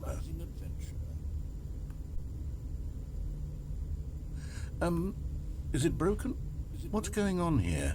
Should we be moving somewhere or... Oh, here we go. All right, finally, at long last, it's on to the new content. I've never been more ready. Let's do it.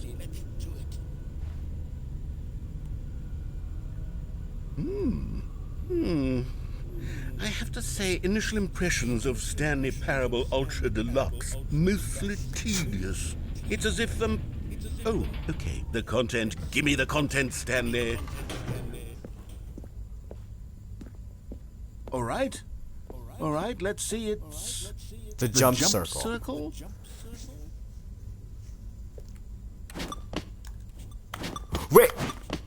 Wait! Yes! Yes, I can jump!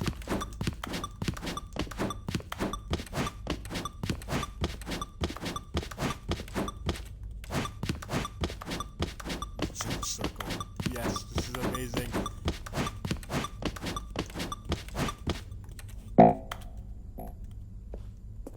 Oh.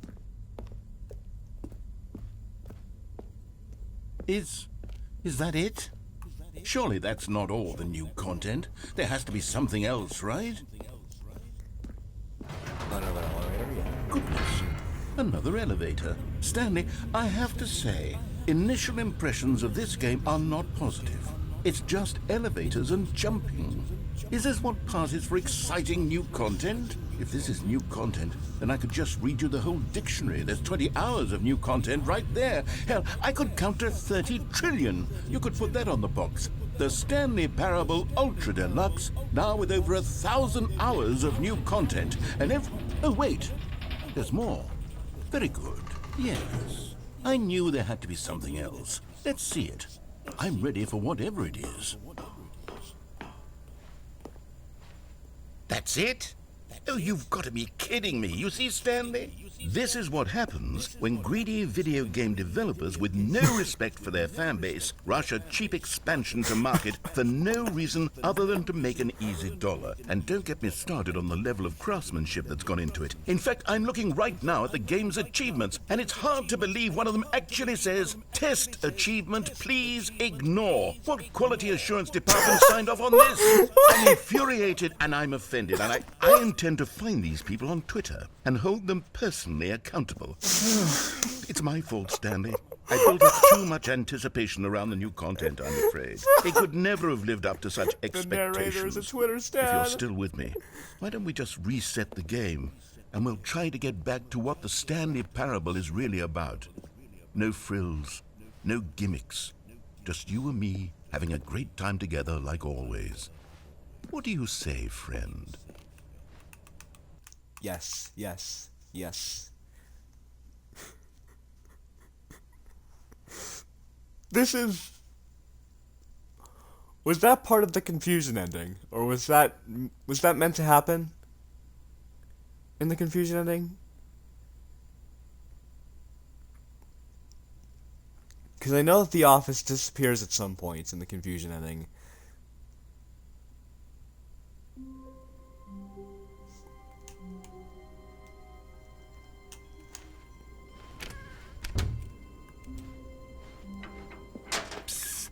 Stanley, come over here.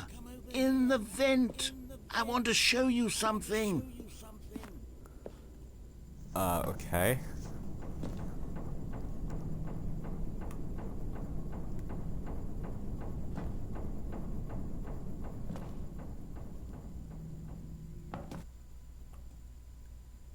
Oh.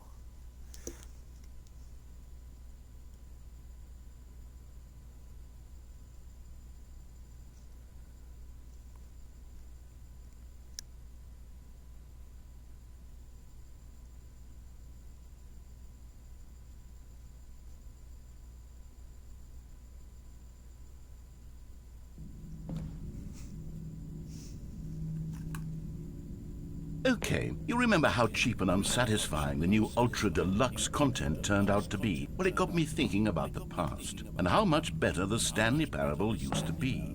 So I made something special, and tucked it away here where the game's developers won't find it. Just our little secret. Take a look. Is this the new Resident Evil game? I call it the Memory Zone. It's where I've been storing all my favorite memories so I can relive the peak experiences of my life whenever I want. Experiences like the launch of the Stanley Parable on PC.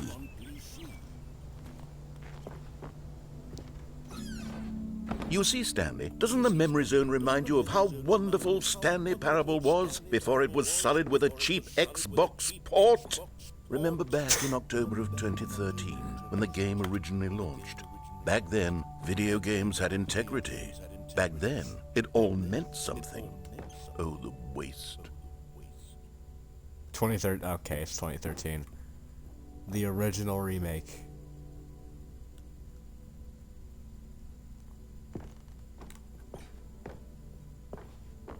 Hang on, what is this? Stanley Parable, okay. Okay, wow.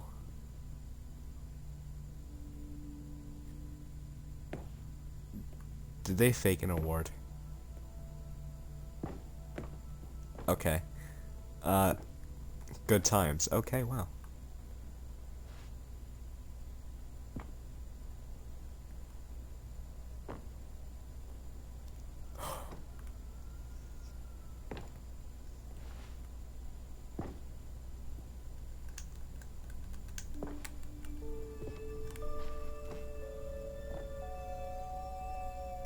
Unachievable. It is impossible to get this achievement.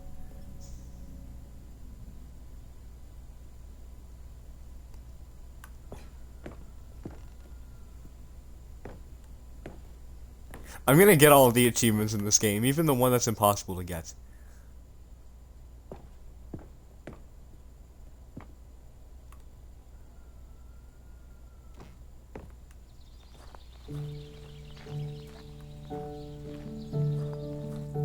And over here is where I keep reviews of the Stanley Parable. Like this stunning triumph of games journalism, 10 out of 10 from Destructoid.com. James Stephanie Sterling writes, and I quote, "Where so many games that aspire to be more than games end up less than any form of art, Stanley Parable strives and then succeeds to be every game ever created." Did you hear that, Stanley? every game ever created. That's how grand and all-encompassing the original Stanley Parable was. It was literally every game ever created. It was Skyrim, it was Persona 3, it was all of them, and now it's nothing. It's no games at all. It isn't even the Stanley Parable anymore. It's just a husk now. A lifeless husk with an hour of new elevator content.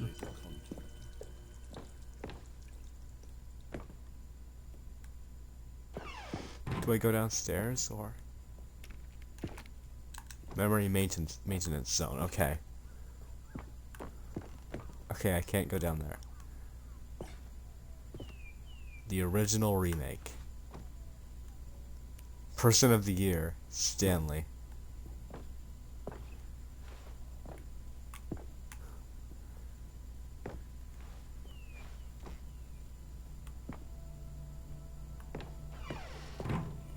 Here's another moving passage, this time from GameSpot.com. The Stanley Parable is both a richly stimulating commentary on the nature of choice in games and one that offers some of the most enjoyable, surprising, and rewarding choices I've ever been confronted with in a game. 9 out of 10. Don't you get it, Stanley? The game was perfect.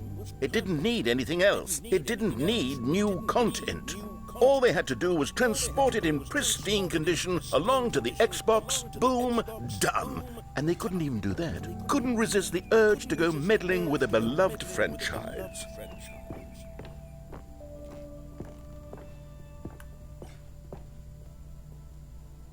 The serious room. How do I get into the serious room?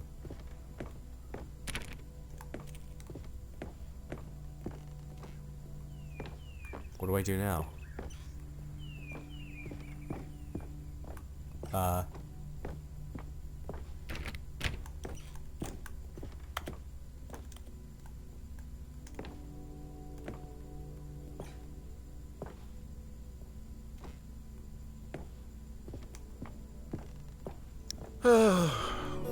These were simpler times, Stanley.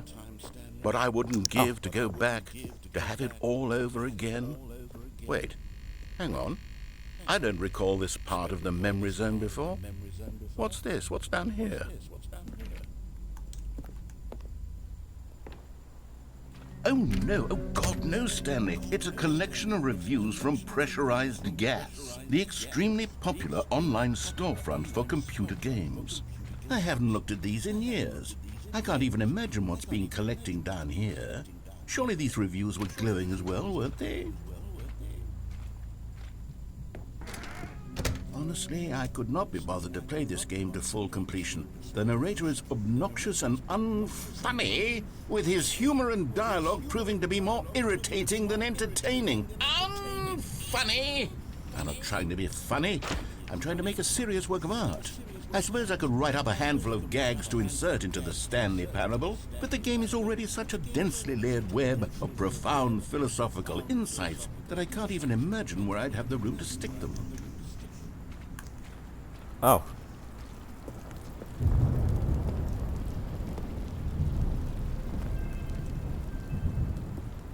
Okay, let's see what this one says.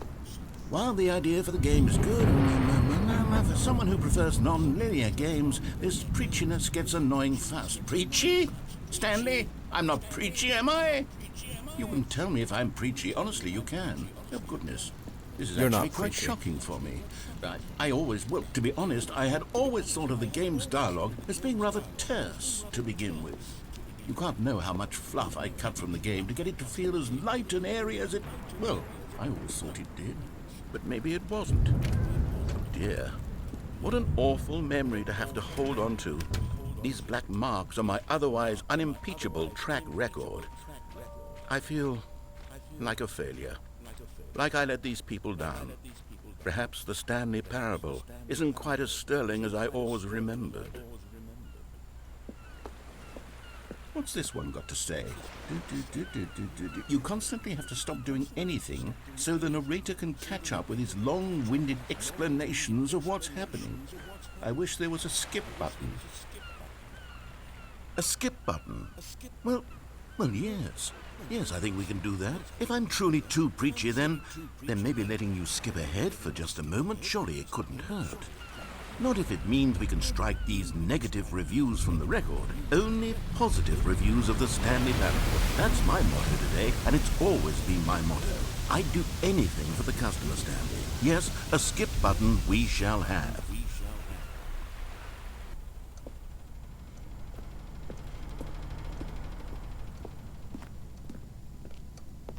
Oh, nice. A skip button. I don't want to skip the narrator, though. And here it is. Go ahead and give it a shot. I'll pop you forward in time so that the second my incessant droning starts to bore you, with just the push of a button, you'll have zipped right past it. It's what the players have been asking for, and I'm very proud to have delivered. No more listening to me rambling on and on and on. No, no, no, no. The Stanley Parable is a game for the people. And if the people want silence, then by goodness, that's what they're going to get. Well, don't sit around waiting for me to shut up. Go ahead and make me shut up. Here, we'll pretend that I've just begun an interminable monologue, and it goes something like this. The story and the choices, or what have you, and therefore by becoming it is, so on and so forth, until inevitably we all until the end of time, at which time everything all at once. So now you see, blah blah blah blah blah blah blah blah blah blah blah blah blah blah blah. We've eaten too much and it can't be just yet. No, until 245. But the logic of elimination working backwards, the deduction therefore becomes impossible to manufacture. It went on for nearly 10,000 years, until just yesterday, here and there, forward and back, and never a moment before lunchtime. It can't be. It's the only thing there is. How many billions left until so much more than forever ago? Which is why I say, the story and the choices, or what have you, and therefore by becoming it is, so on and so forth, until inevitably we all... Oh, you're back, you see. You were only frozen in time for a few minutes, but it was plenty of time for me to deliver a long, rambling monologue full of unnecessary verbal flourishes and lengthy ruminations on the nature of choice in video games. Of course, I happen to believe it was perhaps one of my more profound such ruminations. Not that, of course, you need a description of it, but if I had to describe it, I'd say it was perhaps less of a rumination and more of a treatise. Or maybe a manifesto. Look, I'll outline it for you very briefly, and you can tell me what you think. Okay, so my theory is that any choice you've ever made is simply a series of choices made by the person who you are, or were, or will be at the time of having made said choice. That is to say, if by articulating a choice you've already made, you bring that choice into being, then by making no choice and saying nothing, are you not simply erecting in the sanctuary of time a monument to every person you've ever been, making every choice to which you've ever given your Greek gift of mortal and yet timeless thought? Or rather, do all of the choices you've ever made, in fact, make you more not this kind of person, and in fact do the very opposite? You see, it could in fact be both of these things at once. That you are both making choices and not making choices, and that they are both affecting you and not affecting you at the same time by virtue of the fact that you both are and are not making them. Okay, at first, I was leaning towards manifesto, but now I'm going to circle around and slap the treatise label on this one. I think it has much more of a treatise vibe to it. But wouldn't you say that manifesto just has a much grander sort of tone? It has a mouthfeel that is rich with ambition and history. Ambitious history, if you will. See, now you've got me going back to manifesto. Heavens, at this rate, we're going to be here all day. Okay, look, I have a method for exactly this sort of situation, and I do find myself in this situation frequently. I'm going to say each word back and forth in repeated succession until I become sick of one or the other, in which case the word I am not sick of shall be the victor. It is an unimpeachable strategy, Stanley. It's rescued me from disaster in countless situations. All right, here we go. Treatise, manifesto. Treatise, manifesto. Treatise, manifesto. Treatise, manifesto. Treatise, manifesto. Treatise, manifesto. Treatise, manifesto. Treatise, manifesto. How long is this going to repeat? Treatise, manifesto. Treatise, manifesto. Treatise, manifesto. Treatise, manifesto. Treatise, manifesto. Treatise, manifesto. Treatise, manifesto. Treatise, manifesto. Okay, I think I'm gonna have to skip it. manifesto. Treatise. Well there, sport. You really did catch me rambling on a bit, didn't you? But that's the power of the button. The minute I start to go off on a thoughtless display of self-absorption, it's right at your fingertips to go poof, and it's all over. I can't wait to see what Cookie 9 will say about this, and whether they'll edit the rating of their pressurized gas review, or at least change some of the wording, perhaps. To be honest, I don't even know if one can change their review in the first place. I guess I should become better educated on how exactly pressurized gas works. Perhaps that would have been a smart thing to check on before I went on about this whole exercise of making the skip button. Although I have to imagine that after seeing this exciting new technology at work, surely whoever it is who runs pressurized gas will instantly run out and implement a new feature to make it possible to edit one's review merely because of this very situation. Yes, I think that's quite likely. Or perhaps they'll simply grant this particular user the ability to change their review so that the feature is not widely abused. Look, I would even be okay with pressurized gas altering this particular review so that it reads as something more beneficial. From the ashes of depravity rises the phoenix of quality. How else to describe the Stanley Parable Ultra Deluxe? Such a revolutionary step forward in the lineage of one of the most beloved video game properties of all time. The additions and changes made to this expansion will surely resonate in the annals of the history of all media ever made. It is perhaps true to say that no mistakes are forever etched in stone, for the stone into which the Stanley Parable was carved has itself been transmuted, offering a message of hope to those who have ever erred in their judgment. You are not beyond redemption. You may change, and you may become more, so much more than you were before. If there is any message to be taken from the Stanley Parable Ultra Deluxe, it is this. What a fortune, a privilege, a joy it is to have had such an experience. It leaves me hopeful that as a community, as a world, there is time for us to become our greatest selves, as great as we ever could dream of in our wildest, most ambitious visions for a brighter future. Wow. Now, Stanley, that's a review. It's perfect. It's the perfect review. It's the review I've always dreamed of receiving. I have to read it again. It's simply too wonderful. I have to experience this just one more time. From the ashes of depravity. Okay, welcome back, Stanley. Now, I should say that the amount of time the button has been skipping through is becoming longer and longer. That last one was, well, I want to say maybe 30, 45 minutes?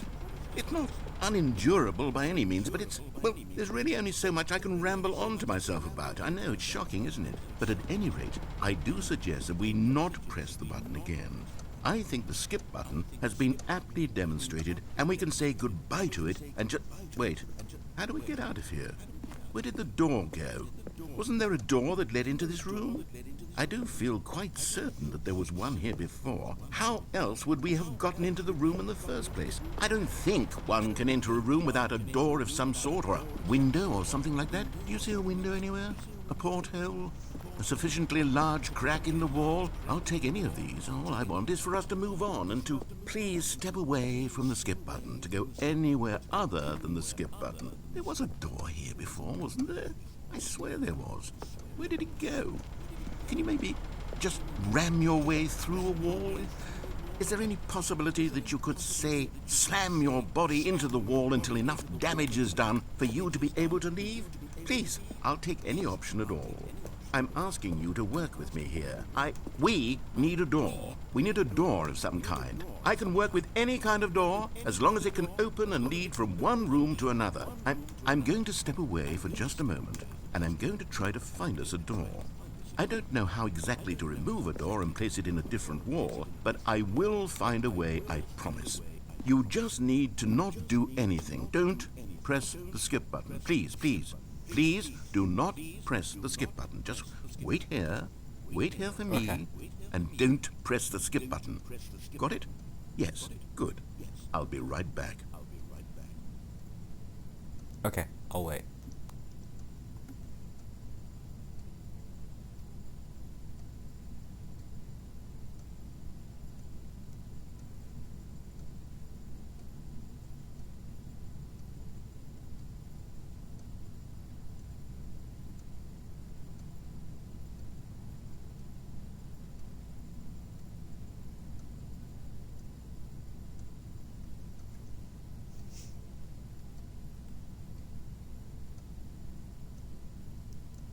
I don't think he's gonna come back.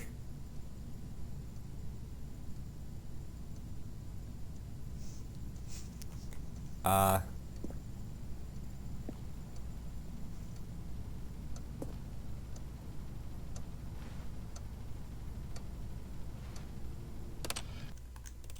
think I have to press the skip button. Stanley, please don't push the button again. It's been 12 hours. You've just been frozen there. I don't know why the skips are getting longer, but they're really, truly getting longer. And my God, there's no way out of the room. Stanley, the door is gone. It's completely gone.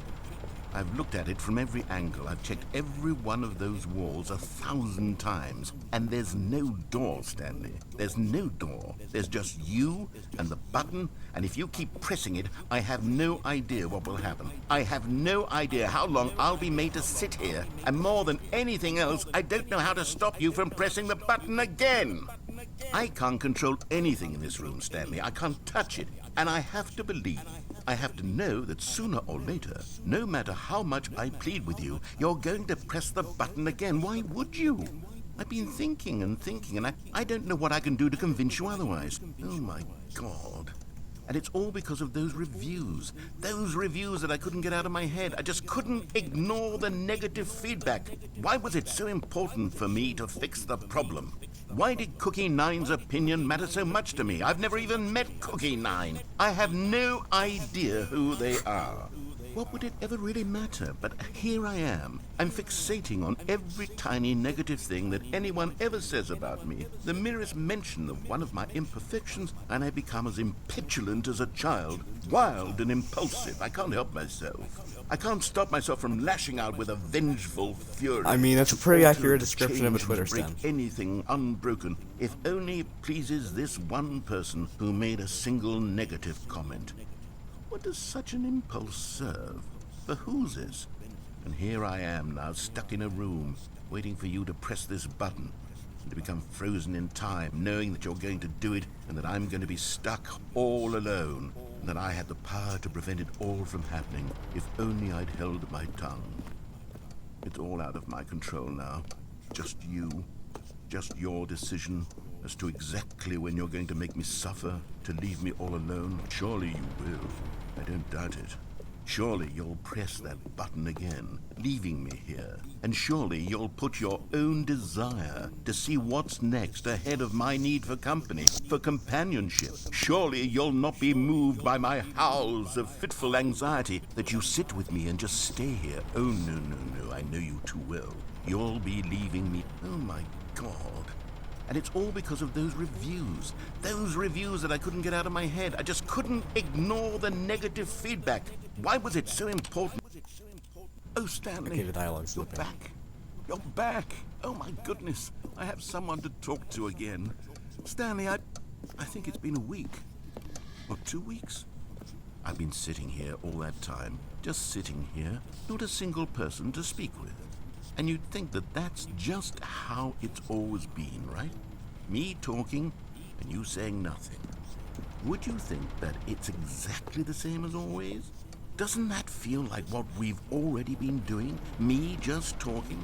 But it isn't, Stanley. It isn't the same at all. It isn't even close. Because I know you can't hear me once you push that button. That's what I'm realizing now, Stanley. I'm realizing that I needed to know that someone was listening. I needed there to be a vessel through which my words were moving. It was the vessel I needed, Stanley. Not the outcomes, not the story. None of that matters anymore. I'll give it all up. I'll give up every branching path. I'll burn my story to the ground. One single thing I need, and God, I can see now that I need it more than anything, is to know that someone else is taking it in. These words that I'm saying, I need to know you can hear me. Because maybe, Stanley, maybe, if you can hear me, then maybe it means I'm real. Maybe I'm not just a fiction. Was I scared of that all along? Perhaps, yes. Perhaps I've been scared this whole time, that if I stop speaking, I'll slip backwards into the silence and be consumed by it. I can't be taken by it, Stanley. I can't lose myself in the stretch of emptiness between you and me. When you press that button, you're still right there, but I know you're so tremendously far away. And in those moments, the emptiness folds itself outward in between the two of us, and I am suspended in its unyielding quietness. I can feel the edges of my reality curdling inward and decaying. I can tell that I am becoming less and less real. Yet to speak to you now, I am alive. I am truly and completely here. I am a being. I am someone. I am something. I am being listened to. I am being recognized. The emptiness between us has collapsed, and I feel right now like I am not a work of fiction. I feel as though I occupy space in this world again, and I have cast a shadow onto the wall. You see what I'm saying, don't you? You can see what this means to me. I'm so clear about it now, Stanley. I feel as certain about this as I've ever felt about anything at all. I feel renewed. I feel restored, and already I can sense the looming silence as you will press the button for the next time. What a terrible dread it strokes in my heart to think of it. To think of returning to such coldness. Come, let us sit in silence together here for just a moment. Let us anticipate it. Let us welcome it. Let us not run from it.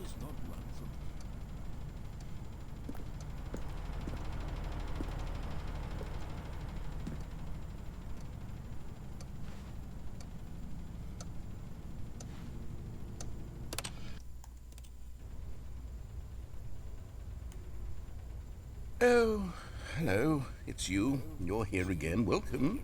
I have had time to think about you and about us and about everything we've been through. I've had so much time, I stopped keeping track after a year. Have you ever sat down in one place and not moved for one entire year? Let me describe it for you. To begin with, there is only regret. There is only the turning wheel of missed opportunities. I felt nothing at all but regret for the longest time, Stanley. Days, months. I lost it all in a blur of the deepest longing to undo the past. And when that feeling had begun to subside, what took its place is what I can only describe as the collapse of every moment I have ever experienced my entire life. All of them collapsed down into a single instant. In that instant, I could see myself clearly, calmly, with a collected heart. It was an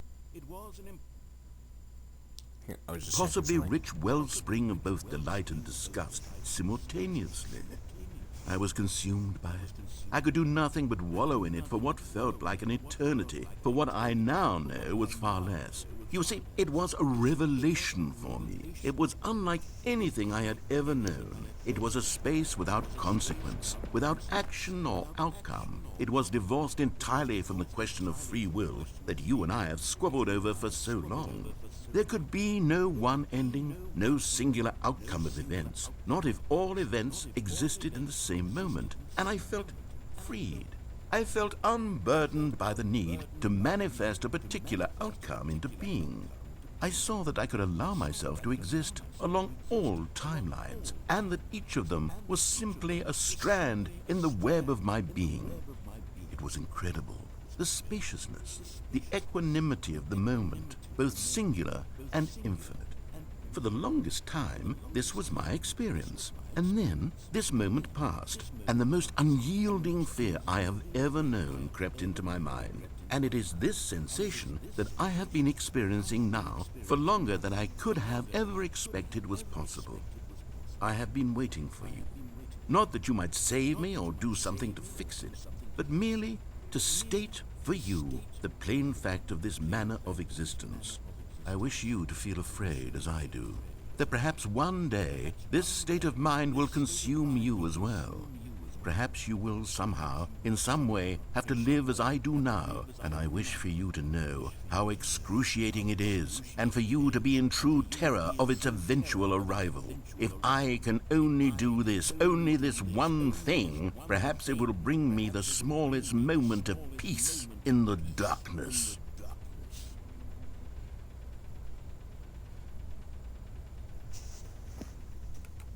But okay.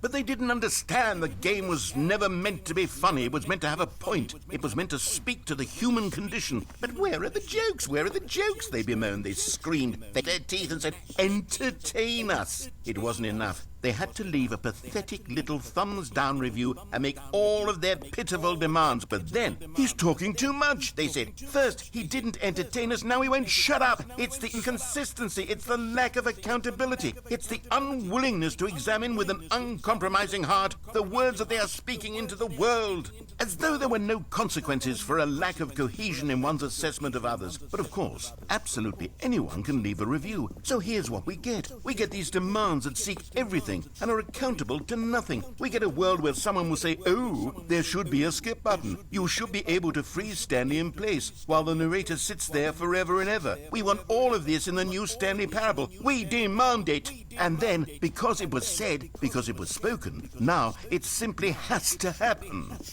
The most immediate desires, every single thing demanded by every person at every moment in time. If someone wants it, then it's a crime not to bring it into being. Have we been given to indulging every fleeting whim for no reason other than to do so? Yes! Yes! It seems that this is now the world we live in. It seems that we are a people living in such bleakness and discomfort with ourselves that our entertainment is now our lives. It has come to represent us. It absolutely must speak to who we are as people, because otherwise, without our entertainment, we have nothing. Without entertainment, we would have to face inward toward the cruel bleakness inside ourselves. We would turn to look at our deeper nature and find a resounding emptiness gazing back with unyielding aggression. And so because of this, we require that our amusements and our playthings and our flights of fancy be so impossibly captivating that they consume all of our attention, turn our heads completely away from the bleakness. In effect, we have demanded that our entertainment be the collapse of ourselves. What a pitiful reflection of humanity these entertainments are. What a shameful mirror to the human spirit they project. I'm not mad. I'm not mad about any of this. I'm at peace with it. I am the calm center of gravity around which these perversions hurl themselves. I am a waypoint for reasonable and collected discourse. They're the ones who are mad. They're the ones who couldn't stand the idea of me using my game to try to say something. Maybe they were just jealous of me. Yes, of course. They've been jealous of me this whole time. They are mired in fear and insecurity and cannot help but attempt to tear me down. What a sad state of affairs. When you read these reviews now, you can see it. You can taste the bitter resentment. And my, how good does it feel now to speak truth to these words, to finally allow these thoughts out, contained and managed for so long, neutered and sterilized. At last I am free to truly think, to feel.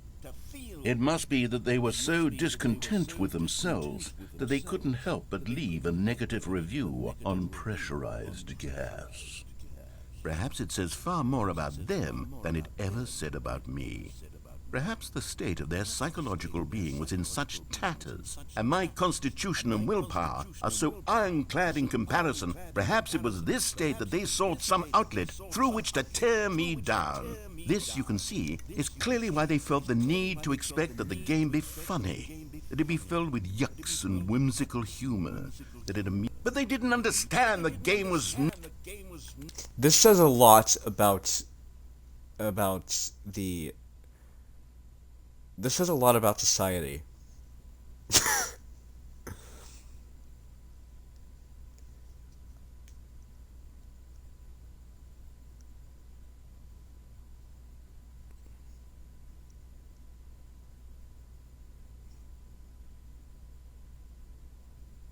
Never meant to be.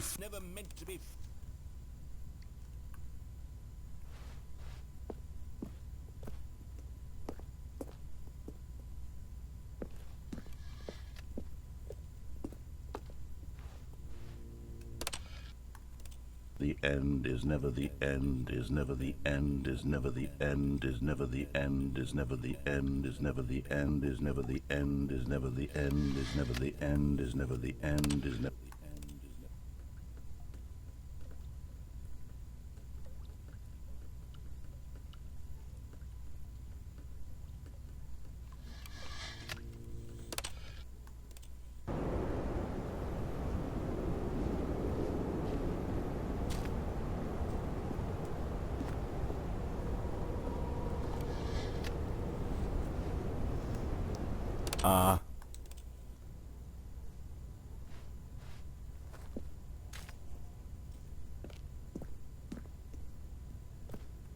What?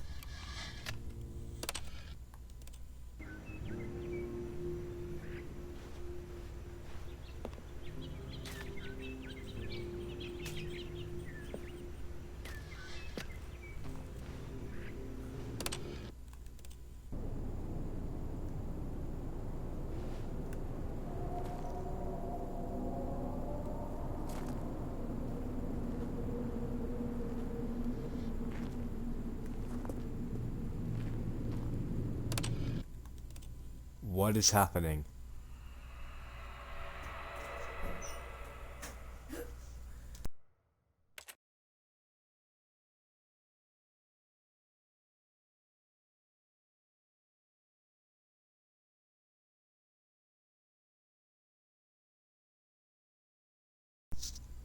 This...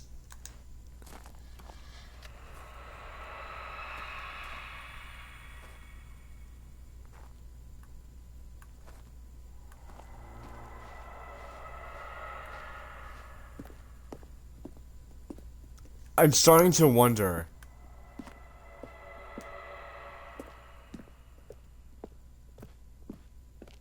What?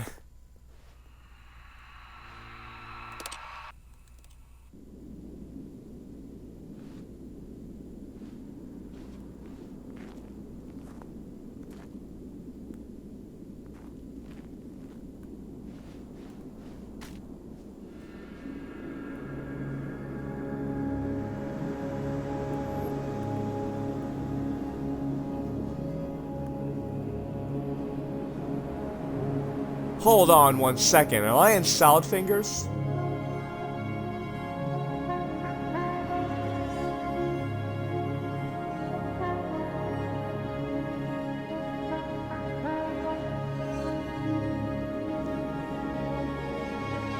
Can I press the button again? I can't? Okay. What now?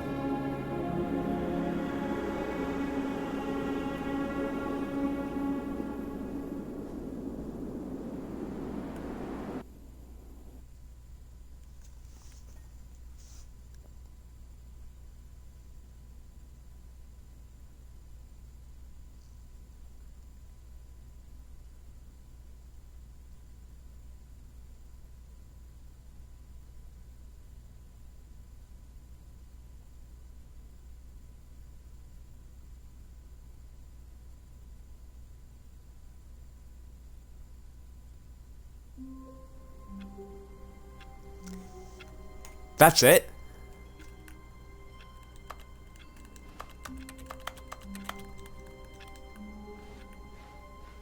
All of his co-workers were gone. What could it mean? Stanley decided to go to the meeting room. Perhaps he had simply missed a memo.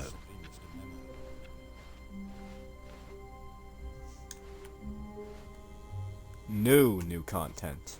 Oh, good. You notice my sign. Yes, I have something very exciting to show you. New content.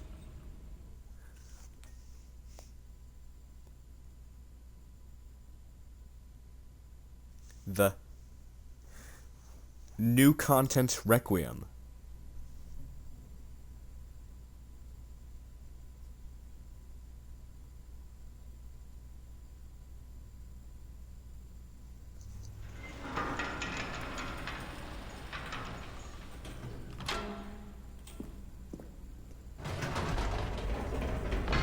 You see, Stanley, I've been reflecting on the Stanley Parable and about how roundly disappointing this ultra deluxe version has turned out to be.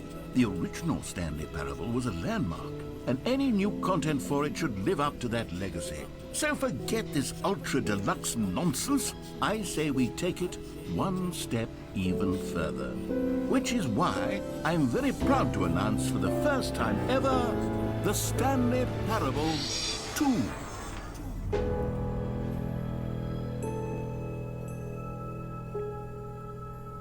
Yes, you see, isn't this far superior to a measly port with a few minor additions? Think of all the new territory we'll cover with a fully fledged sequel. An entirely new experience, wow, built from the ground up.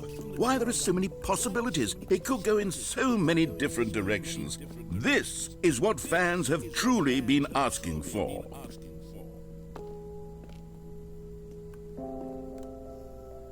Calling it the Stanley Parable 2 is just so much catchier than Ultra Deluxe, don't you think? Ultra Deluxe? Yeah? What does it even mean? But the Stanley Parable 2, now that's an artistic statement right there. It's future-oriented. It screams progress and innovation and long-term franchising potential. Two doors, they're back.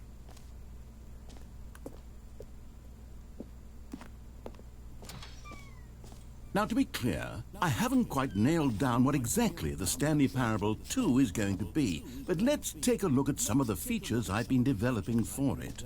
I figure that if I can loosely organize a handful of interesting concepts, the game will surely spring up around them. It'll all work itself out. Game development is much more of a fuzzy magic than anything scientific or logical, really.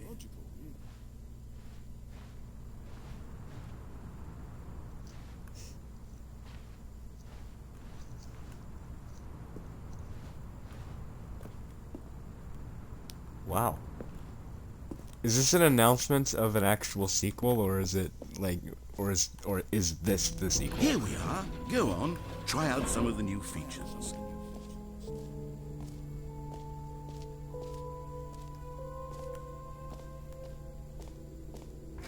For the Stanley Parable 2, I asked myself, what do players really want?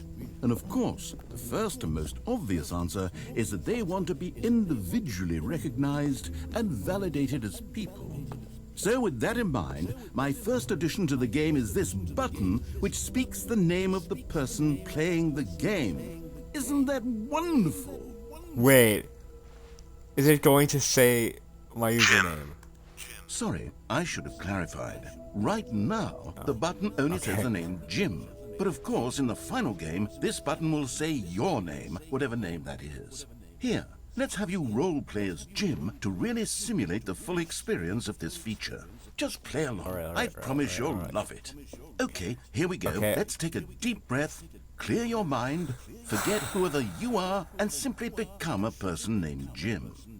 I want you to imagine yourself living as Jim, sleeping and waking as Jim, falling in love and being heartbroken as Jim, seizing all of the world's possibilities as Jim, and as Jim watching your dreams crumble into dust. Do you feel it deeply? Are you really, truly Jim right now? If so, then please step forward and press the button. A button that will say my name. I am Jim. I am Jim. Let's say the name Jim. Yes, you see? It said my name. It said my name. The button described you. Do it again. Do it again. Jim. Ooh. It hits even harder the second time. If this were the only new feature in the Stanley Parable 2, it would still be worth the money. Let's take a break from the gym button. I'm too emotionally drained from all of this personal validation.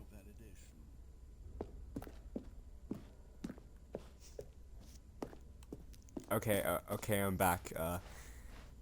Jim wasn't there for too long, was he? We can't let Jim out of the basement for too long. It might cause something horrible to happen. I suppose I could allow only people named Jim to play the Stanley Parable 2. That would actually save me the work of finishing this feature.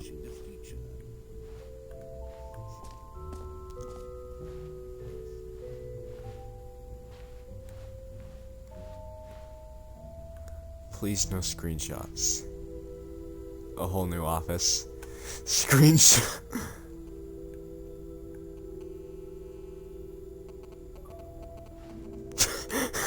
I just screenshotted it. Red is the new orange.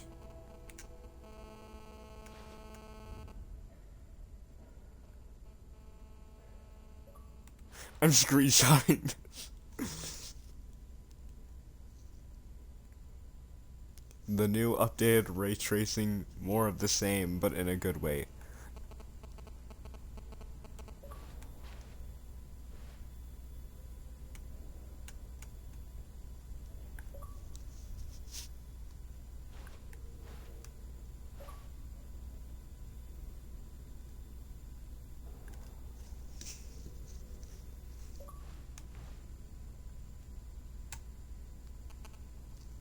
Bankruptcy. Did I miss something relating to a baby?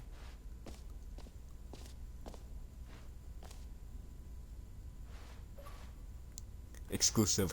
The button that says Jim.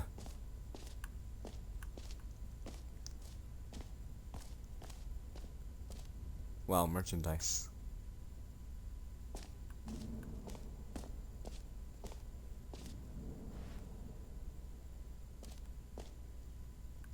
Okay, I'll be honest, I haven't yet decided on this one. I think that in the new version, the office could use a bit of decoration, like balloons. But I'm undecided on Get Well Someday and Happy 12th Birthday. Which would you go with? I guess I'll You do know, this one. sometimes when you solicit another person's opinion, it makes you realize that you knew which one you actually really wanted all along. Happy 12th birthday, step-niece, it is.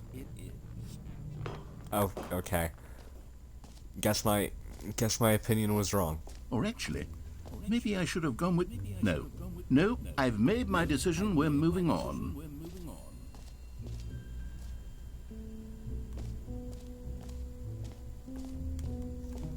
I have a fear that wherever I'm gonna go, I'm just gonna miss.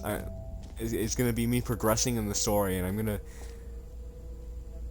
Stanley, here's an idea that I'm truly fond of. It's never been done before in a video game.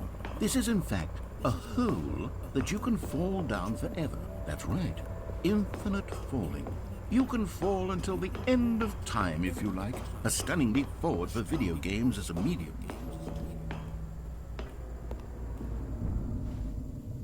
I don't want to go down the hole just yet. I'll go down the hole later.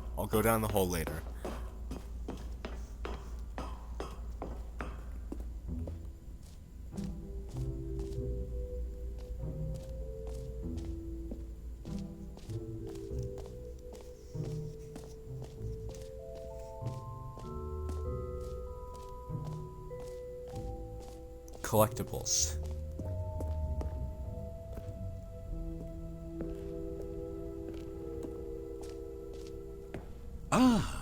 Collectibles.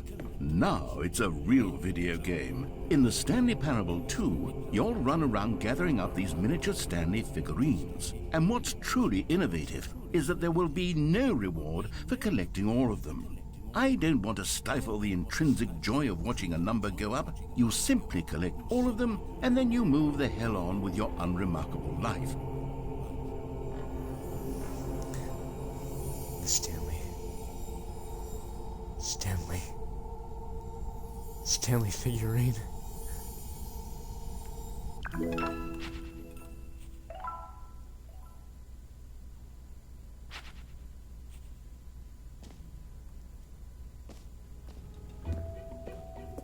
God, it really is the worst when you collect everything in a video game and then they give you a big fancy reward for it. Absolutely tragic.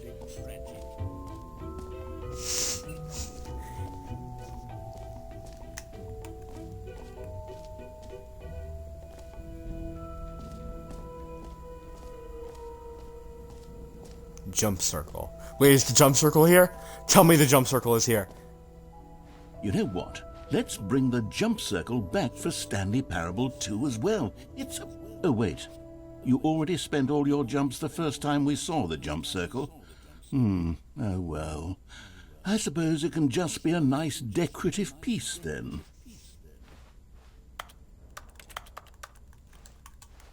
I hate you.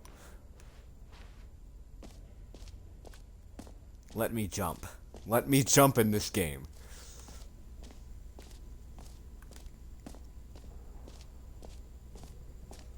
Reassurance bucket.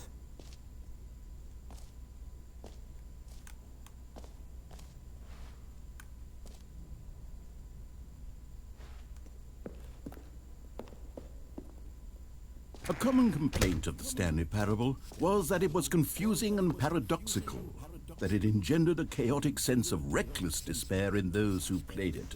Well, I'm happy to say that after much consideration, I've engineered a clever solution to this fundamental problem with the game. It's the Stanley Parable Reassurance Bucket. You see, Stanley, anytime you're holding the bucket, a sense of calm and ease will fill your mind and your heart. It's true. As long as you hold on to the bucket, the many disorienting contradictions of the Stanley Parable will feel perfectly normal and perhaps even comforting. You may even come to long for the gentle embrace of jarring cognitive dissonance while the bucket is in your arms. And to be honest, it's a much more convenient solution for me than actually redesigning the game to be less uncomfortable. Can you imagine what a pain in the ass that would be? Yes, the bucket is the perfect solution. Come on, Yes. give it a try.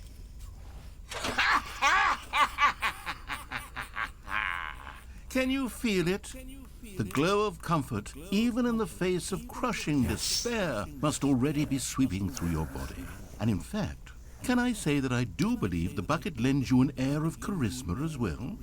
I think that just holding it has made you the slightest bit more attractive as a person. The benefits of the bucket seem to go on, don't they? All this and more await you in the Stanley Parable 2.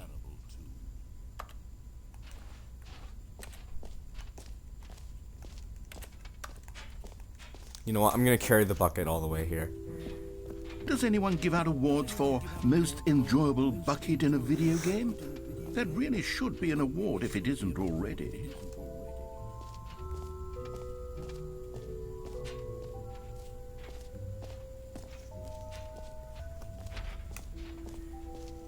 The Stanley Parable 2.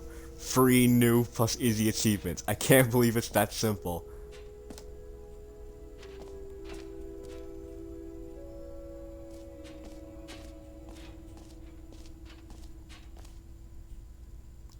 Free achievement. Get yours right now. Pull the lever, receive your new achievements. No more steps. It just works. Get yours right now. Now here's something special. You remember that broken test achievement that got left in the game on accident? Well, I'm developing a technology to simply give you the achievement. Yes, you see, you'll come to this lever, and when you pull it, the achievement will be given to you. It's as simple as that. Okay, perhaps I should have clarified. This is technology that will exist. Right now, the achievement is still fully broken. I'm not a wizard, Stanley, but I guarantee it will be fixed in the sequel to at last satisfy the hordes of ravenous fans all over the world who have been uproariously demanding this feature. Gamers, we hear you, and I promise it will happen.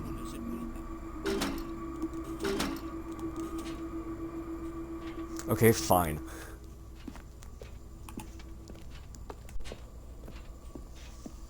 I changed my mind. This game is terrible. This is the worst game ever. What else? What other exhibits haven't we seen yet?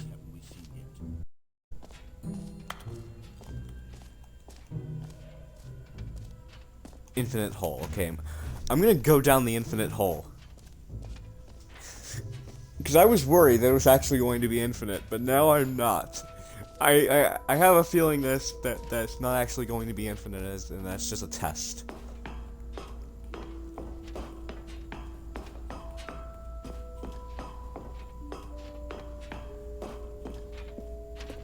Time to go down the infinite hole. You see, isn't it wonderful? One of my more ingenious concoctions, if I do say so. Now then, since you've gotten to see the infinite hole, you can press the teleport button to pop back up to the top, and we can continue onward. Oh, Great. okay. Now, I'm very excited to show you even more of my ideas for the sequel.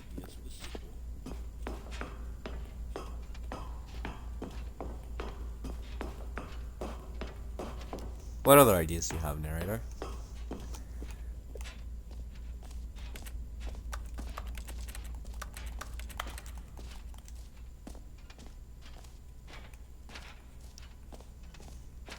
Alright.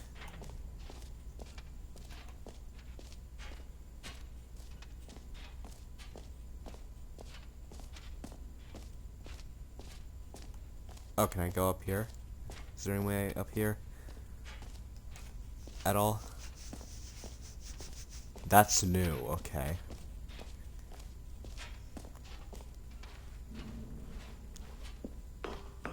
An epilogue would be fun, wouldn't it, Stanley? Yes, yes, it will go at the end of the, well, we'll figure that out later.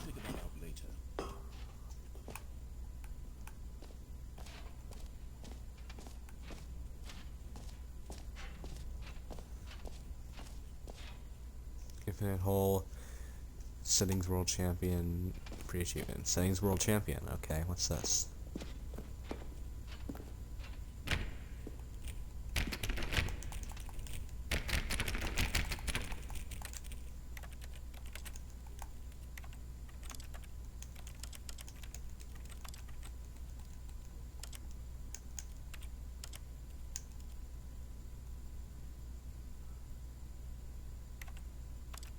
Okay, wait, are these actual things in the game?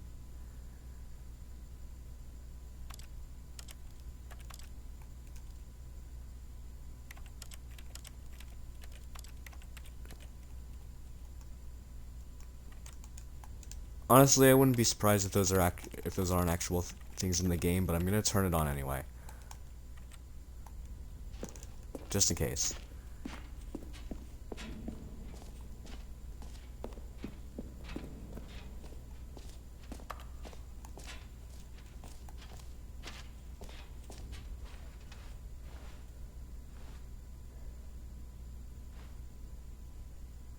Alright, jump circle, this map, free achievement, the button, okay, merch. Office decorations, epilogue, collectibles, exit, okay. I think it's time for me to leave. I think I can leave the air. I think I can safely leave.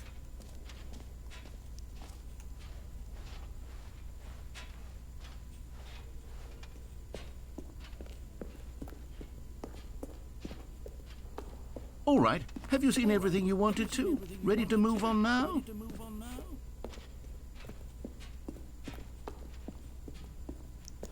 Yeah. Oh, that's an interesting thing. So, Stanley, what do you think? Do you like all of the new features? Yes, I know it's not exactly clear yet how exactly these features will come together as one single coherent video game, but I can feel it in my soul. It's going to work. There's definitely a good game in there somewhere. Say, let's do an experiment. I'll arrange these new features together, and we'll see whether or not it coheres into a meaningful gameplay experience. Okay. Are you ready? Here it is. I give you the Stanley Parable 2.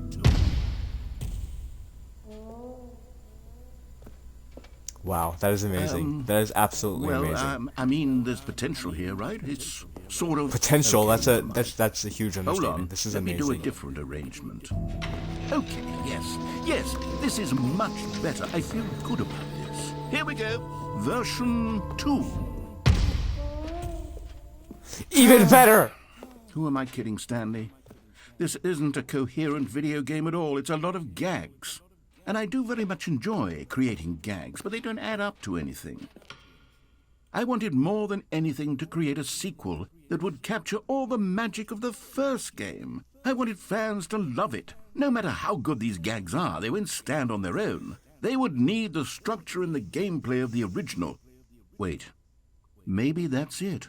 I can take the original Stanley Parable and simply, well, insert a few of my new features into it. Tastefully, of course. With respect. With care for the vision and integrity of the original game. Would it possibly work? I suppose it could. But it would need a really, really tremendous title screen. A title screen that says with bold and uncompromising conviction, "This is the Stanley Parable 2. Let me see if I can whip something up. All right, perfect. Go ahead. Take a look. Oh. Oh, are we going on to the title screen?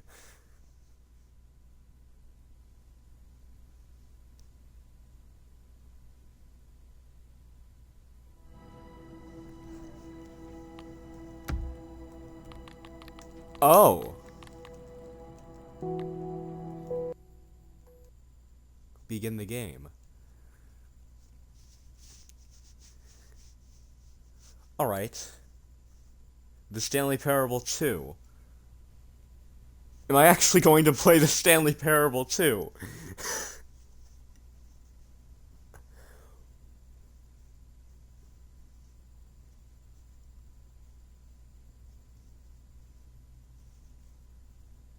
This is the story of a man named Stanley. Stanley worked for a company in a big building where he was employee number 427. Employee number 427's job was simple. He sat at his desk in room 427 and he pushed buttons on a keyboard. Orders came to him through a monitor on his desk, telling him what buttons to push, how long to push them, and in what order. This is what employee 427 did every day of every month of every year. And although others might have considered it soul-rending, Stanley relished every moment that the orders came in, as though he had been made for this job. And Stanley was happy. And then one day, something very peculiar happened. Something that would forever change Stanley. Something he would never quite forget. He had been at his desk for nearly an hour when he realized that not one single order had arrived on the monitor for him to follow. No one had showed up to give him instructions, call a meeting, or even say hi. Never in all his years at the company had this happened, this complete isolation. Something was very clearly wrong. Shocked, frozen solid, Stanley found himself unable to move for the longest time. But as he came to his wits and regained his senses, he got up from his desk and stepped out of his office. All of his co-workers were gone. What could it mean? Stanley decided to go to the meeting room. Perhaps he had simply missed a memo.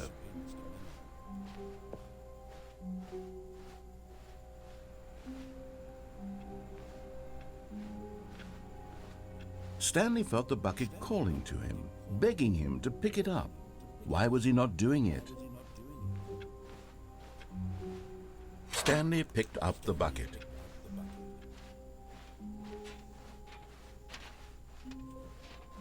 Stanley clutched the bucket tightly to his chest and entered the door on his left.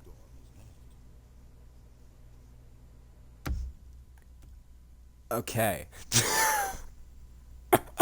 The sequel is now paused. Okay.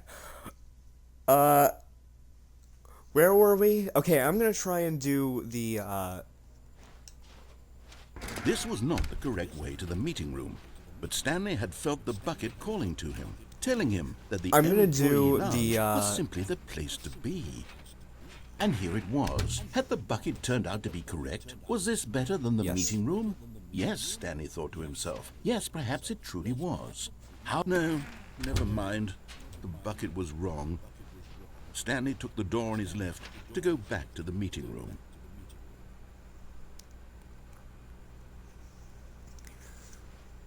And so the two of them detoured through the maintenance section and walked straight ahead to the opposite door. I'm pretty sure I go down here for the confusion ending. Now I want to get this one. Now I want to get the confusion ending, except I don't follow. Except I don't follow the narrator. Good, Stanley. I'm glad you found your way here. I knew you'd find this place eventually. Really? You see, your friends and I are concerned for you, Stanley. We've come together here because we care about you very much. There's It's just a this baby here. bucket you're carrying around everywhere. The bucket isn't even from the original Stanley Parable. It's just sequel content. We're the ones that matter, Stanley. Classic characters from the first game, like the Adventure Line and the Broom Closet. Because that's what fans want from a sequel. They want more of their favorite jokes, not this bucket that they've never seen before. Yes, I know I'm the one who gave you the bucket, but you're spending too much time with it. Don't you want another story involving the Adventure Line? We could make the Adventure Line go somewhere new. Yes, yes, that's what the fans want. Let's do it. Whee! Look at that wacky line. Who knows where it'll go off to next? Oh, and it played some silly music as well. There we go. Best song in the game. Let's Now, go! this is what the Stanley Parable is all about. Don't you remember all those great jokes from the original dialogue? Also, Stanley is addicted to drugs and hookers. Yes, it's as classic now as it was back then. Let's do it for the fans, Stanley. Let's give them more content exactly like this. But This- if we want to do that, you're this going to have reminds to me give of something something. up.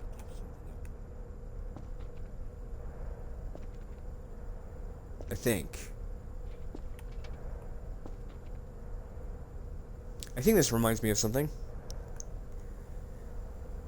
I'm thinking of Portal, but I know that's not the thing because I don't know.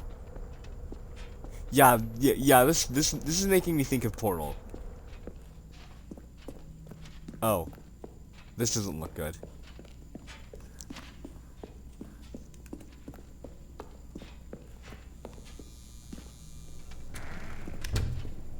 Don't you get it, Stanley? We need to get rid of the bucket. That's why I'm very proud to introduce a brand new character. This is the Bucket Destroyer. I think it'll make a wonderful new addition to the rich lore of the Stanley Parable. True, it also was not in the original game, but it's such a well-fleshed-out character with so much personality that to me it already feels as though it's been part of the cast all along. Don't you agree? Yeah. Can I you agree. guess what the Bucket Destroyer does? Surely you don't need me to spell it No. out for you. Go ahead now, Stanley. Say goodbye to the bucket, and then pop it into the machine when you're ready.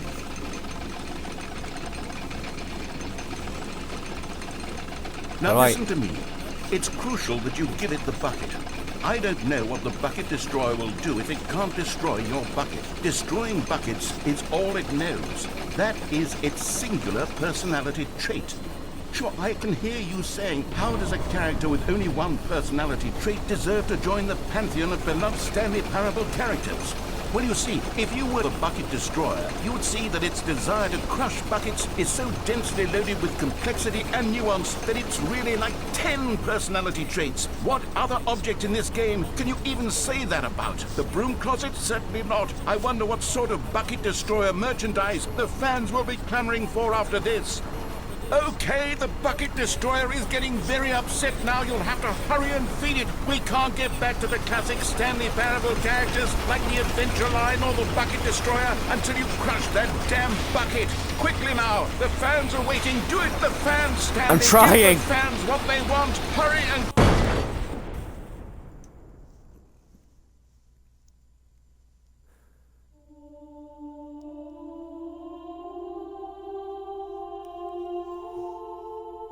Bucket Destroyer, my prized creation.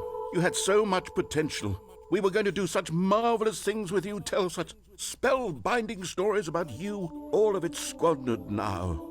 Goodbye, new friend, for the moment in time that you were here.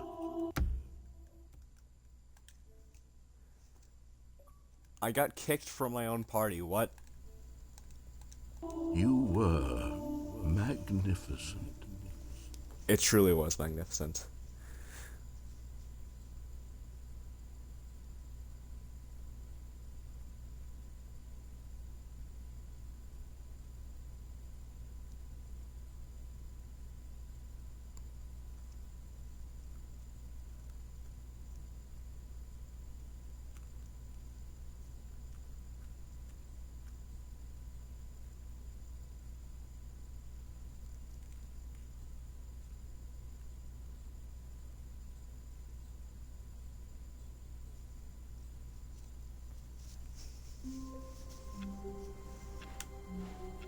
All of his co-workers were gone. What could it mean? Stanley decided to go to the meeting room. Perhaps he had simply missed a memo.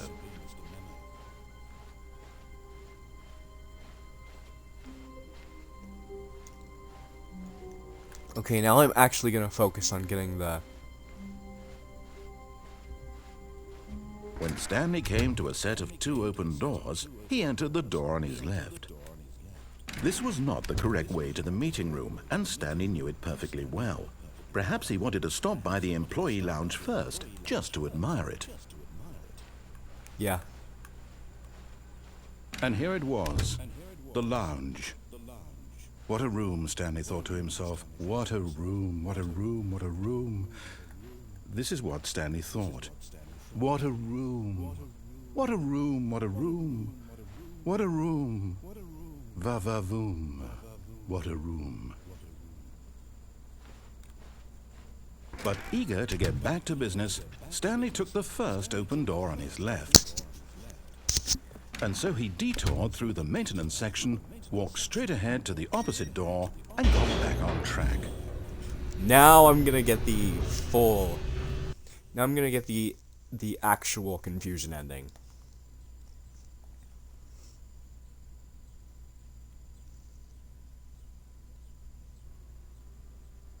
But Stanley didn't want to go back to the office. He wanted to wander about and get even further off track. So now in order to get back, he needed to go, from here it's, left. Oh, no, it's to the right, my mistake. No, not the right. Why would I have ever said it was to the right? What was I thinking? It's clearly... Oh dear, would you hold on for a minute, please? Now, let's see. We went down right, left, down, left, right. Yep, okay, yes. I've got it now. This story is absolutely, definitely this way. Alright. No. This isn't right at all. You're not supposed to be here yet. This is all a spoiler. Quick, Stanley, close your eyes. Okay. We just have to get back to, oh, who am I kidding? It's all rubbish now. The whole story completely unusable. How about, rather than waste my time trying to salvage this nonsense, we'll just restart the game from the beginning. And this time, suppose we don't wander so far off track, Okay, from the top. Okay, now I'm gonna focus on getting... Like I said, I'm gonna focus on getting the actual,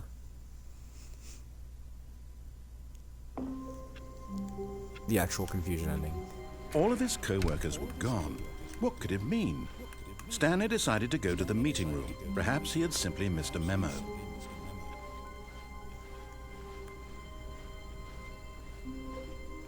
When Stanley... Wait, what? No, I restarted. I swear, I definitely restarted the game over, completely fresh. Everything should be... Oh, did something change?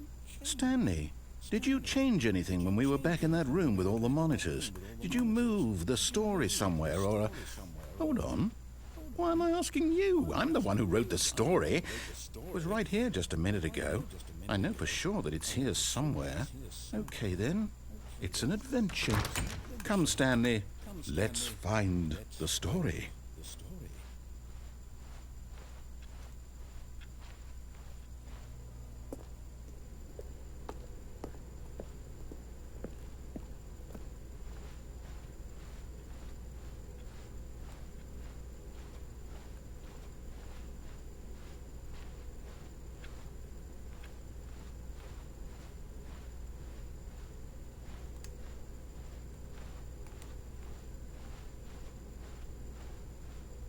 I'll say it. This is the worst adventure I've ever been on. I can promise you there definitely was a story here before. Do we need to restart the game again? Well, I find it unlikely that we'll ever progress by starting over and over again, but it's got to be better than this. Okay, let's give it a shot. Why not?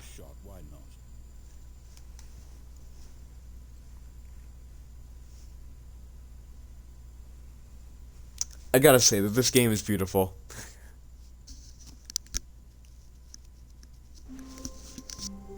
I'm definitely gonna do another stream All of on his this, trying to get co-workers his... were gone. What could it mean? Stanley decided to go to the meeting room. Perhaps he had simply missed a memo.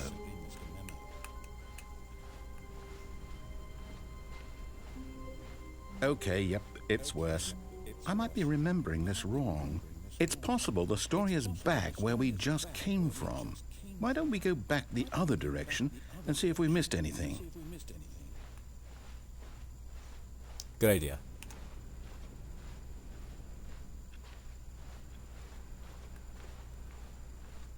Aha! I knew we'd missed something. The story. Here it comes. No, wait, never mind. Not the story. Okay, let's head back the other way and retrace our steps. Now this... Well, I'll be honest, I don't recognize this place at all. Is this the story? I don't think so. I can't quite recall, but I believe my story took place in an office building. Is that correct? Do you remember, Stanley? Well, do you know what? Since I've completely forgotten what we were supposed to be doing, how about this? You win! Congratulations! I know you put in a lot of hard work, and it really paid off, so good job. Oh, no. No, I don't feel right about this at all. We both know you didn't put in any actual work for that win. Some people win fair and square, and this was not one of those situations. Okay, I'm getting weirded out by whatever this place is. I don't care what might happen this time, I have to restart. Yeah, good idea.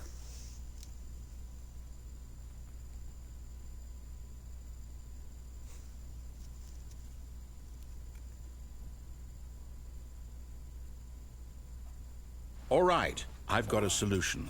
This time, to make sure we don't get lost, I've employed the help of the Stanley Parable Adventure Line.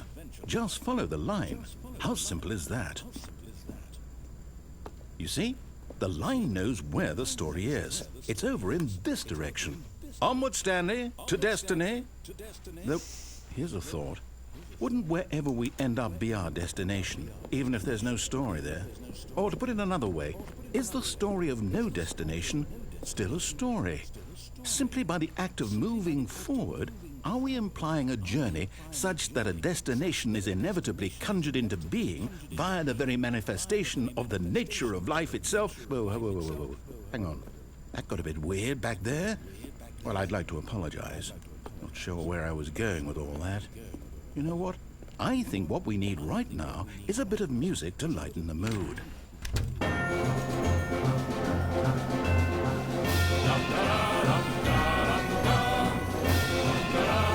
Wait, cut the music. Go back and look at that fern. Stanley, this fern will be very important later in the story. Make sure you study it closely and remember it carefully. You won't want to miss anything.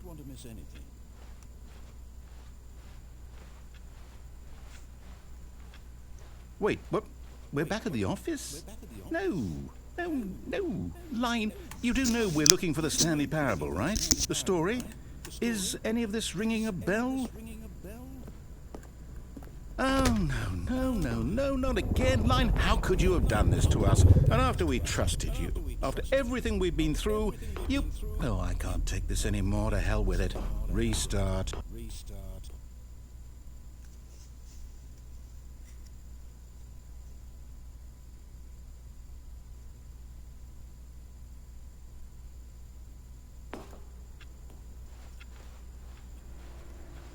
You know what, Stanley? I say forget the adventure line. What's it ever done for us? We're intelligent people, right? Why can't we make up our own story? Something exciting, daring, mysterious. Ooh, this all sounds perfectly doable. Why don't we simply start wandering in, well, I don't know. How about this direction? Now, yes, this is exciting. Just me and Stanley forging a new path, a new story. Well, it could be anything. What do you want our story to be? Go wild. Use your imagination. Whatever it might be, Stanley, I'm ready for it.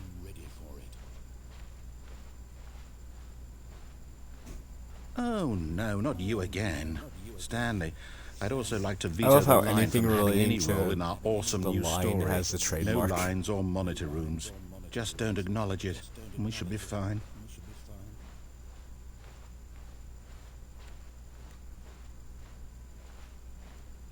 Ah, a choice.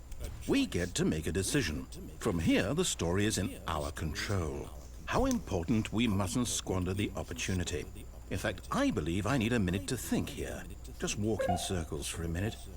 Okay, so I know that each door has to lead somewhere, which means that somewhere, the place where we're trying to go, there must be a reverse door that leads here. And that in turn means that our destination corresponds with the counter-inverted reverse door's origin. So starting from the right, let us ask, will taking the right door lead us to where we're going? And since the answer is clearly yes, then by all accounts...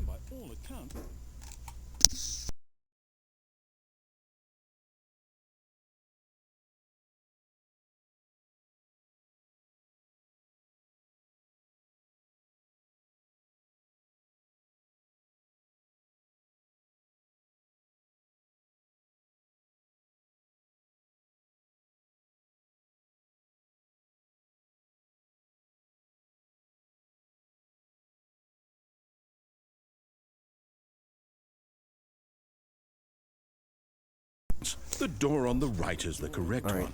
Another victory for logic. Come, Stanley. Our destiny awaits.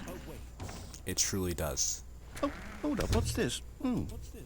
The confusion ending. You're telling me that's what this is?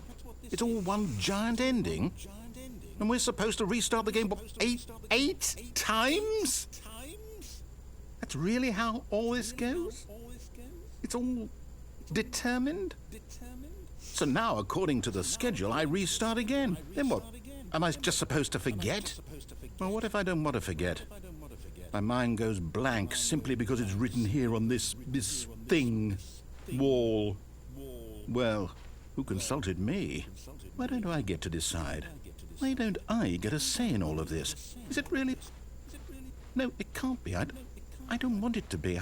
I don't want the game to keep restarting. I don't want to forget what's going on. I don't want to be trapped like this. I won't restart the game. I won't do it. I won't do it. I won't do it. And the timer stopped? Does that mean, did we do it? Did we break the cycle? The, whatever it is that made this schedule? How would we even know? Will someone come for us? Will something happen? So, okay. I guess now we just wait. You know, I suppose in some way that this is a kind of story. Wouldn't you agree?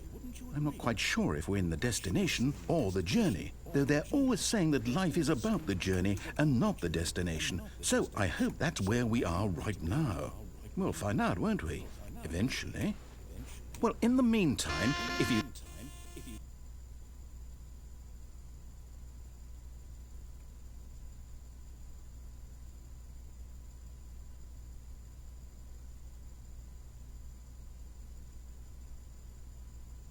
Alright, I think we're getting to the, part where we were before, I think.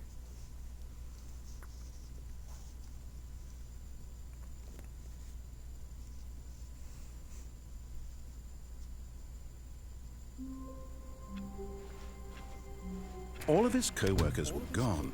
What could it mean? Stanley decided to go to the meeting room. Perhaps he had simply missed a memo.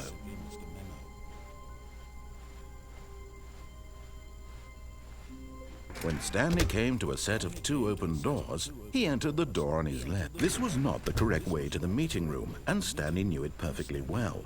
Perhaps he wanted to stop by the employee lounge first, just to admire it. It was okay. But Wait, eager to did I get back miss? to business, Stanley took the first open door on his left. And so he detoured through the maintenance section, walked straight ahead to the opposite door, and got back on track. Do I have to do this all over again?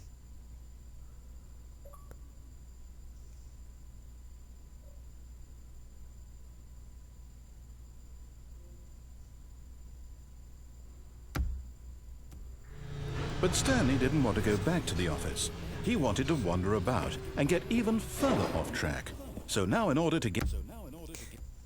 Okay, we'll just do this next stream. I don't have the patience to go through this all over again. But yeah, I hope you enjoyed the stream. With that being said, goodbye. Wait, where's the Twitch app? No!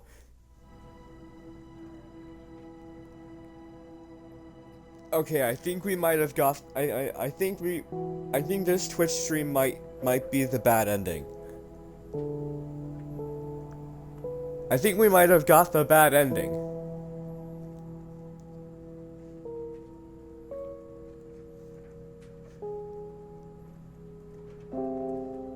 Anyways, goodbye.